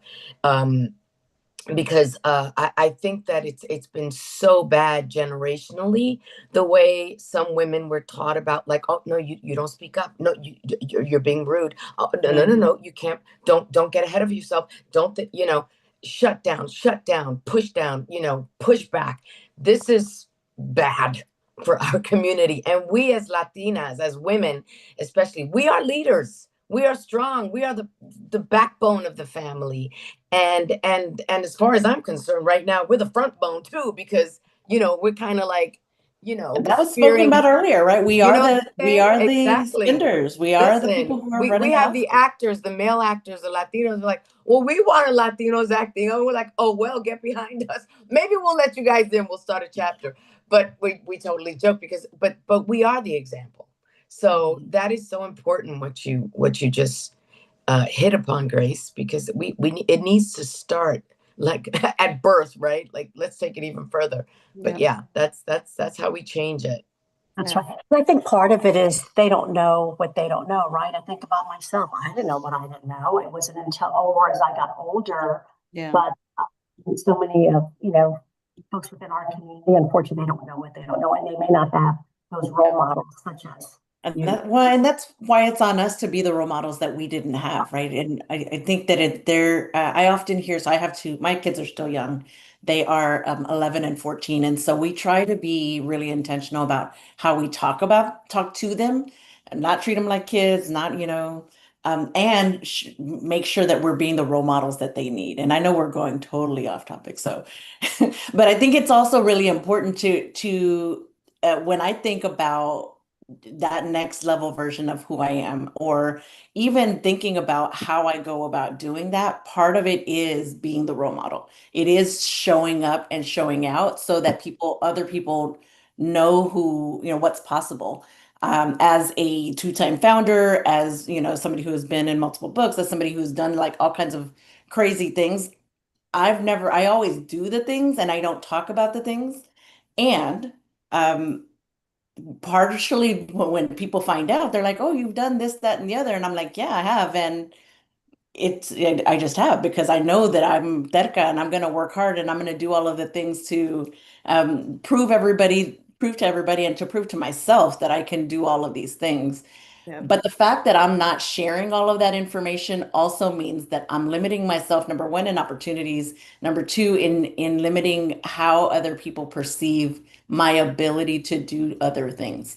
And then also limiting, what other people see in terms of what their potential could possibly be, because it's just not out there, right? So I take that as a responsibility on me for being more visible, being more vocal about the things that I have accomplished and that I am working on, both the good, the bad, the ugly, right? The struggles piece of it as well. We're building out, one of the things that I'm working on now is I am now an AI founder, working on a startup. So it's a struggle. And to be out there, doing something completely different. I'm non-technical, but I have a technical co-founder. And being able to be in that world in a space that's totally new and different is exciting, and nerve-wracking and all of the things. So we call it nervous-sighted. I'm always nervous-sighted to do something new and different. But it is still all in the space of creating community for the Latina community, for the Latino community overall in this particular instance, and really thinking about how we are supporting one another and how we're engaging to make sure that we're able to amplify all of the great things that we're doing. Yeah, I love that. I love that. And I know we're getting close to time, so I'll ask you guys a round robin question. Lisa, like you're going also from entrepreneurship, Latinas acting up, and from that perspective, how do you ensure that you're advocating for yourself, right? We talked a little bit about that. You know, we know that we're most programmed as children, but we're all in this state now. But now you know, so now it's that recognition of really asking oneself, am I responding this way because of something that's in there that I don't know how, and is that impacting, right? So I think it's important that we do those self checks, right? At the same time of self checking ourselves is how do we have that self advocacy for ourselves, right? And for the needs of oneself and the needs of your business as well. Right. Yeah, that's a great question. I'm a big believer in self-checking. I have learned a lot because we as Latinos tend to be very passionate and emotional about everything. And in business, sometimes that does not work, and it's not self-serving, it doesn't serve others. And so I always have to check myself. That's actually a running joke with Deanna and I, how we all have to check ourselves and each other, because in partnership, in leadership, you have to be able to listen, be a better listener, and also speak up when it is time to speak up. And part of my advocating for myself is to speak up, but to speak my truth. But I don't have to speak my truth in an emotional, angry way or in crazy ways where people look at me and be like, oh, that chick is just, she on her damn mind. That's not going to be effective, right? I want to be effective and effective, whatever the two are. I want to affect people. So I need to choose my words wisely. I need to make sure that I'm in a good place to communicate. And so I think that being in leadership, to take the time to really speak truth and choose your words and how you're going to speak that truth is part of self-care, because you're protecting yourself, and yet you're also protecting other people when you think about how you're going to say something. And that's really powerful. And sometimes not speaking out when there is a situation that you haven't exactly taken complete account of is actually powerful when you decide to listen and be quiet and then respond. So coming into that leadership and entrepreneurship, I have a wish list. We have a wish list, Diana and I. And so when we approach Latino organizations or any sort of powerhouse in Hollywood, we are always about words in saying we must be together. We cannot be racist within our own community. We cannot be, well, I'm Mexican, well, I'm Puerto Rican, well, I'm Dominican, well, I'm Cuban, well, I'm Venezuelan, well, I'm Afro-Latina, well, I'm a white Latina, all of this works against us. And so Deanna and I have to speak on this constantly on our platform, because until we realize that we are more powerful as one community, we're not going to get anywhere, I promise you. And we don't need to have ownership in a negative way about our cultures and our differences. We actually need to have more ownership about our similarities. And that is where the power is going to happen, when we realize the power in that. So Deanna and I and the board are always talking about that. We're always talking about how important it is for us to pool all of our resources together to make an impact, to make a change. part of our problem in Hollywood is financial with Latinos. Like, we need the backing, we need the finances. So, Bank of America, whoever works at a bank, throw the money this way because we want to create big change, and we can't do that without money. And so that's important. And speaking that truth. And like, our award shows, every Latino should be tuning into that. Every Latino should be showing up at the theaters. We create groups that buy theaters out so that it shows the power behind our dollar, because we are powerful. We're powerful money makers. We make money, and so again, I know it sounds like a lot, but honestly, in our world, Latinas Acting Up world, Diana and I, Hollywood is our image. So we need to correct that image. We need to stop telling the negative stories. So that's how that's how I have self-care is part of me speaking up, because I feel so passionate about it. I love that. I love that. And if you guys aren't following Latinas Acting Up on Instagram, please do. I'm sure the URL was shared in the chat, but definitely follow them. I love that.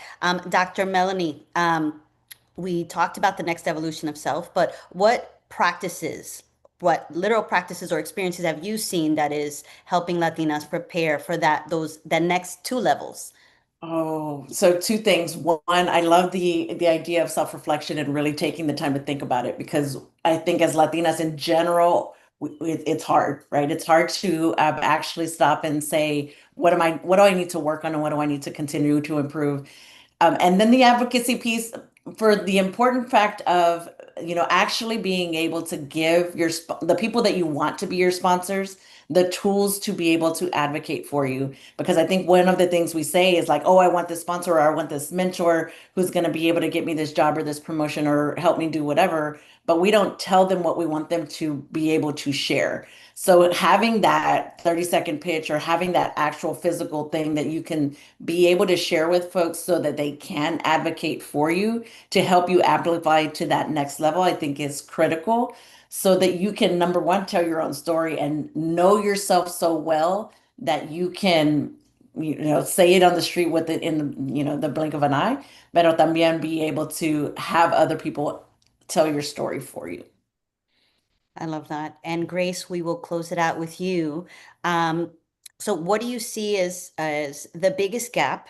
And how do you know when it's time to let go of things that don't serve us in that same vein? So the biggest gap within our on our way to self-advocacy and leadership in those next roles. And what do you feel is also the things that don't serve us that we may be doing? Of course. So Lisa, I will tell you, Bank of America does have a whole group that's dedicated to Hollywood, to actors and movies, and we do a lot of fun. Put us in touch. Put us in touch. Yes. A group that is dedicated to that. So that should make you feel good. But I think I'll start off really quickly on the self-advocacy piece, and then I'm going to go into the boundaries. I will say, from my perspective, from my experience, I think too often, again, my personal experience, I think too often we demonstrate doubt, right? And I think, Lisa, you may have mentioned this, right? We're quiet, we're silent, and we're almost waiting for like an invitation. And then I think some of it may also have to do with culture, which is holding us back as a community, which we've got to change that. But for us, I think for me, in terms of one of my solutions as part of my plan was, how does Grace speak up more? How does Grace challenge the status quo? How does Grace do things differently to be recognized for impact? And then again, going back to, the sponsorship of each other, I think those are things that are really important. And I ask myself, as someone, who has a teenage daughter, well, I'm no longer a teenage daughter, but when you doubt yourself, I think one thing that you can do is ask, what would I tell a younger Latina who's watching? What would I tell my daughter who's 24 years old watching me? Then we have to act with, that courage, act with confidence to change that. Because again, you're advocating, for yourself. The one thing is we're talking about, sponsors and what's really important, this is one of my male sponsors that told me this about the importance of networking, exploring throughout my entire career. And he said, Grace, and make note of this. He says, network, build your social capital authentically. Network before you need it. Network before you need it. And I've kept that. I have like a little sticky on my desk that just says that network before you need it. And I teach that to, folks that are on my team and others because it's so true how important that is. And that can also help with your self-advocacy. And I'll just go because I know we're on time. In terms of boundaries, I would say, when, letting go and boundaries, it's time when it drains more than it grows you. Saying no is not a failure. It is not a failure. It's making room for what matters most. It's making room for the things that are more relevant. It's making room for the things that are priorities. But saying no is not a failure. So make note of that. Saying no is not a failure. I mean, I just heard someone earlier this week about that. And I told her, I said, but what this is going by saying no to these things, you're going to drive so much more impact and much more relevance with these other things that there's not as many of them, and that's good. You can be a lot more impactful and drive more meaningful impact. It's going to be more profound. But until you have that discussion, then it'll click for folks, hopefully. But boundaries, protect your energy and your leadership. I mean, that's us. And I would say in terms of something for a call to action for all of us is release that one thing this week, next week, every week, that no longer serves you and that can shift or repurpose your time to something that is going to drive impact. Absolutely. So that's a lot of time, but hopefully that helps, Sandra. Yeah, I love that. I love that. I mean, you guys have shared so much wisdom. When it comes to self-advocacy, it's the role is in our plate. The problem is in our hands, right? We are the ones and the only ones that can reprogram ourselves and do the things that we need to do that we know we need to do, right? If we want to get to that next version of us, start by writing down what is that next version of us look like? What are the next two versions of us look like? And what do I bring others along with us, right? Bring others along with us. And most importantly, bring others along and always advocate for each other. Like, Lisa, you're going to do it. Like, Melanie, cheer each other on. Absolutely. Yes. We have to be each other's hype people, right? We have to support us because there's so many moments for Latinas that you feel like, am I dreaming too big? Or That's right. Is this problem too big for me to solve or for me to build this company? No, that's right.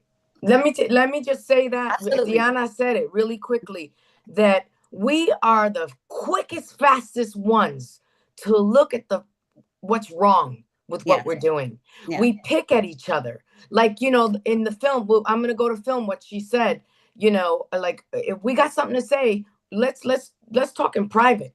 In front of the world, we got to be like, damn, that was the shit.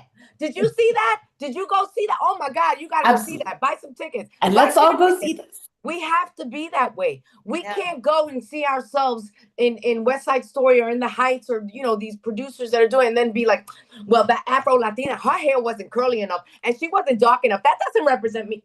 We are so quick to do this to each other. And you know what? We look like a damn clown show when we do that. We don't look like serious people. We don't look like a community who loves each other and stands with each other. And they see that. So that right there, I promise you, we got to break that devil on the back. That's what I got to break it. Love it. I love it. Thank you guys so much. This has been such a wonderful panel, and I love this discussion because we need it. We need to be reminded of our power and our obligation and our responsibility to ourselves and our community, and we do that in the ways that you guys all mentioned. And yay! Thank you guys. Thank you. Thank you so much. Hey, all right. So now we are moving into closing out the show which includes the nominations or the winners of our Extraordinary Latinas Awards. Many of you have been waiting. So we have our two board members actually that will be sharing. First, we're going to do the video and then we're going to share the winners. All right. So they're the video set up, but Lisette and Heidi, the space is all yours. Good afternoon, everyone. I don't know about you, but I'm all excited, all pumped up after these great conversations. And what an incredible day it is to celebrate the extraordinary achievements of Latinas who lead with courage, purpose, and an unwavering commitment to uplifting others. Today, we are here to honor Latinas who embody strength, integrity, and a dedication to making a lasting impact in our communities. Each of them is a beacon of hope and a true inspiration. Yes, that's right. Oh, give me 1 second. Sorry. That's right. These awards aren't just about acknowledging success. They're about celebrating the heart, the passion, and the power behind each of these Latinas. They are the game changers, the everyday sheroes who push boundaries, break barriers, and inspire us all to reach higher. Let's get started with our first award of the day, the Amplifying Voices Award.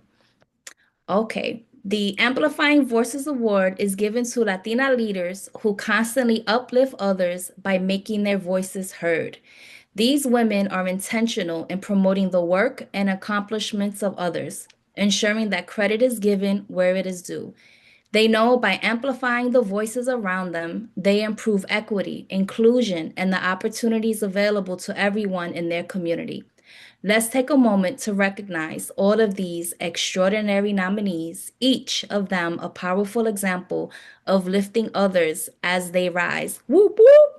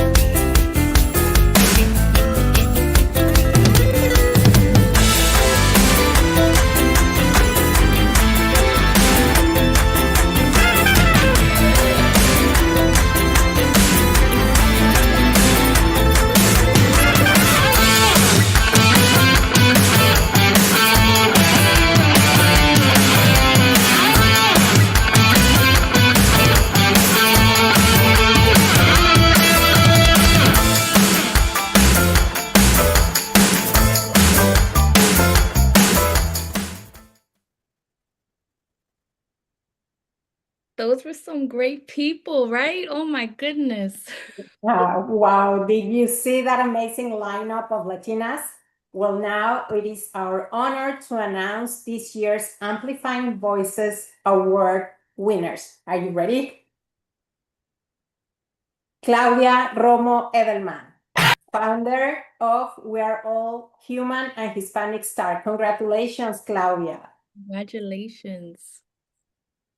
Dr. Tina Loarte Rodriguez, author, founder, and CEO of Latinas in Nursing. Congratulations, Dr. Tina. Yes, congratulations. And our third winner, Teresa Palacios Smith, Chief Inclusion and Engagement Officer at Home Services of America. Congratulations to all the nominees and the awardees. It is amazing to have all these incredible women being awarded. Let's cheer these extraordinary Latinas for their extraordinary contributions on amplifying voices. And next, woo, we have the Connecting Community Award. Are you ready for this one? This award recognizes Latinas who are masters at bringing people together. They don't just create networks, they build bridges of trust and opportunity that allow others to thrive. These leaders make meaningful connections that open doors and pave the way for future success of others, always working with the goal of making an impact on those around them. Let's take a moment to recognize all of the extraordinary nominees for this category, each of them an inspiring example of Latinas who truly embody the spirit of community. Let's take a look. Okay.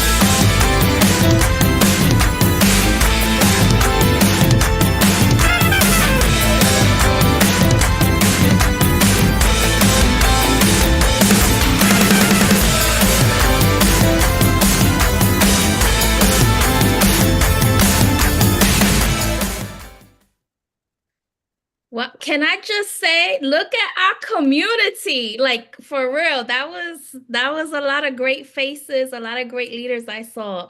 Okay, we're excited to announce this year's winners of the Connecting Community Award. Drum roll. Ready? We ready, guys?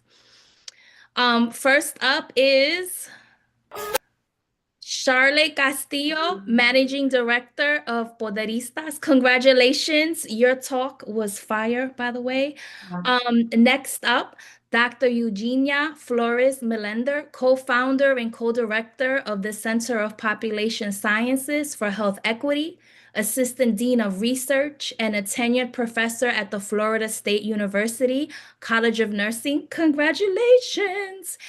And last is Ruby Garcia, visibility and leadership coach for Latinas at Nepantla. I probably killed that name. I'm sorry. Solutions. Congratulations, ladies. Congratulations to these incredible Latinas for all that they do to connect others and create truly a powerful community. Now for our final award of the day, the Empowering Latina Award. This award celebrates Latinas who lead with integrity, share their power, and lift other Latinas along the way. These are the women who encourage others to shine by recognizing their strengths, valuing their uniqueness, and sharing their knowledge generously. Let's take a moment to recognize all of the extraordinary nominees for this category, each of them outstanding leaders who inspire positive change by empowering those around them.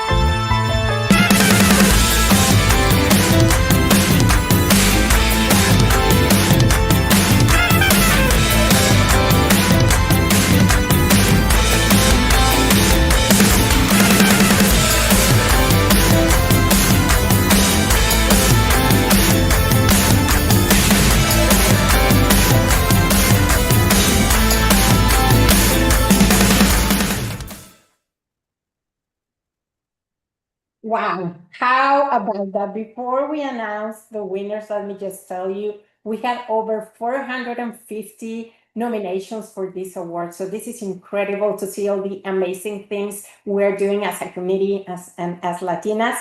So let's get down to it. It is our privilege to announce the winners for this year's Empowering Latina Award. And they are, here we go. Our first winner is Elaine Montilla, founder of 5X Minority Inc. Congratulations, Elaine. Our next winner is Lynette Correa Velez, AI founder and CEO of Pagame Project. Congratulations, Linda. And last but not least, the third award goes to the Honorable Linda K. Mejias Glover, judge for the New York State Court of Claims. Congratulations to all of our amazing winners of Empowering Latina Award and to all the nominees. It was incredible to see all these nominations. Please stay tuned and get ready for next year because we want to see not only 450 but thousands of the incredible Latinas that are out there in our community. And with that, I'll pass it on to our hosts, Sandra, Ileana, to close it out. Well, first, we would love for everybody to come on camera. Lisa, Charlotte, Diana, Kimberly, Magda, the ones that are left, so we can take a picture with all of us. Yay. Oh no, I took off my nice blouse. Está bien. I feel you. I feel you. And we still love you, right? And this is spectacular, like really reading all the people that had to read through all the nominations. It was really hard to narrow it down. We truly, we're at awe at the impact that Latinas have. We heard it here throughout all of the panels, right? And nobody know, like we are the best kept, we're the world's best kept secret, and we can't keep staying that way. The time is now. We need to own the moment. We need to own our voice. We need to own our presence. And we are so excited to be a part of your journeys and to be able to highlight you, whether you were nominated, whether you were not an honoree and an award winner. We want to be that spotlight and shine that spotlight on you. So stay tuned because everybody that won, the top 50 that you saw, plus the 9 honorees for these awards will be spotlighted in our digital magazine that's coming out in 2 weeks. And many other women as well are going to be featured and sharing their stories because it's all about owning and making sure that people know who we are so that they can get inspired and they can, we can continue to, like Claudia says, one hand up and bring all others along. Yes, I love that. I love that. Thank you, Ileana, and thank you all of you for joining us and those of you in the chat. So, you know what? If I'm gonna take a screenshot of this, but if you're watching this, take a shot. So long as everyone and Grace, I think a little bit to the light. So if we can, I don't know if there's a light. So un poquito.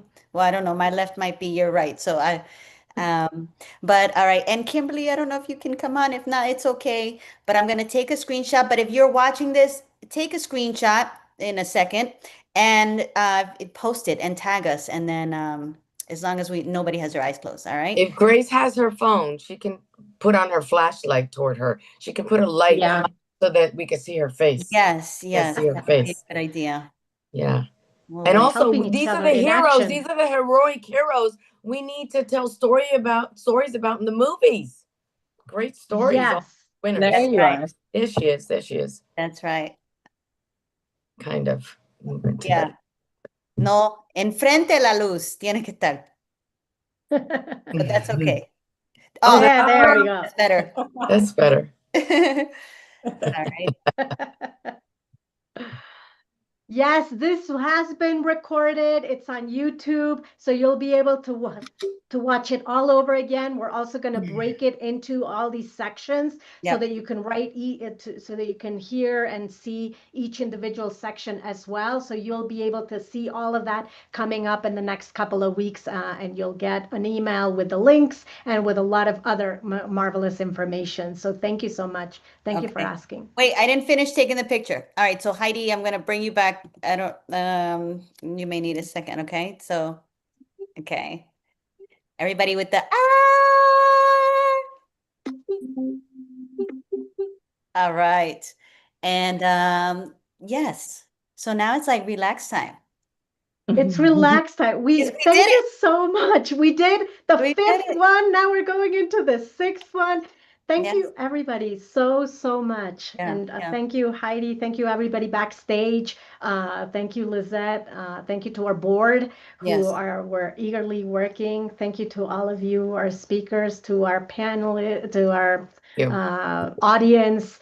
Yes. It takes a village. This is Yes. a labor of a lot of work and a lot of love. So thank Yeah. you. Thank you so Can much. you imagine what we do if we all come together, to build something? So that's the goal. That's my goal, the dream of seeing of not just 20 of us working together to achieve something, but hundreds of us working together to achieve something. Then we can really make some noise. And we should be the squeaky wheel. I just want to add this quick thing is we need to be the squeaky wheel, the one that's making the most noise, the ones that's saying yes, pinging and showing up and doing the thing and making sure that you're seen, you're heard, you're advocating for yourself, for your community, for the people around you, because nobody's going to do it for you. And it's up to us to do it for ourselves. We have to be the squeaky wheel. You want something, you absolutely can get it. You have to be the one that's going to go out and get that, right? Nobody's going to do it for you. And we're going to hold you accountable because we have to hold each other accountable for pursuing things that we know we're responsible to pursue in our hearts. The obligation is ours. So you choose it, if you choose to accept it is the mission, right? If you choose to accept it. So make a difference, change the world. We're here for you. Tap into us as an organization because we have many resources that could support you and we want to see Latinas acting up, get to where we don't have a lot of actors in our community, but we may. I don't know, there might be Doesn't matter. We need your talent. support anyway. We got you. We need you to amplify our projects so that we can make more projects that show you in it. Yes. And amplify each other's voices. We heard it from the beginning of the conference up until now. We are more than 15 different Latina organizations in this conference right now. And we're not like, oh my God, this is mine, this is yours. No. We came together because we know the power of sharing with each other. So let's continue with that in mind. Let's close this year with a high and let's head into 2026 and 2027 because there's difficult years that come ahead of us, but we are going to be able to make a difference with the power of our vote, with the power of our purchase, with the power of our voice, with the power of our community. And we know we can do it for us, for our families, for our kids, for everybody. So thank you so much. Thank you. Join our communities, the Mighty Hub, WhatsApp channels. So stay connected. Thank you so much. Guys. Thank you. Take Thank care. you.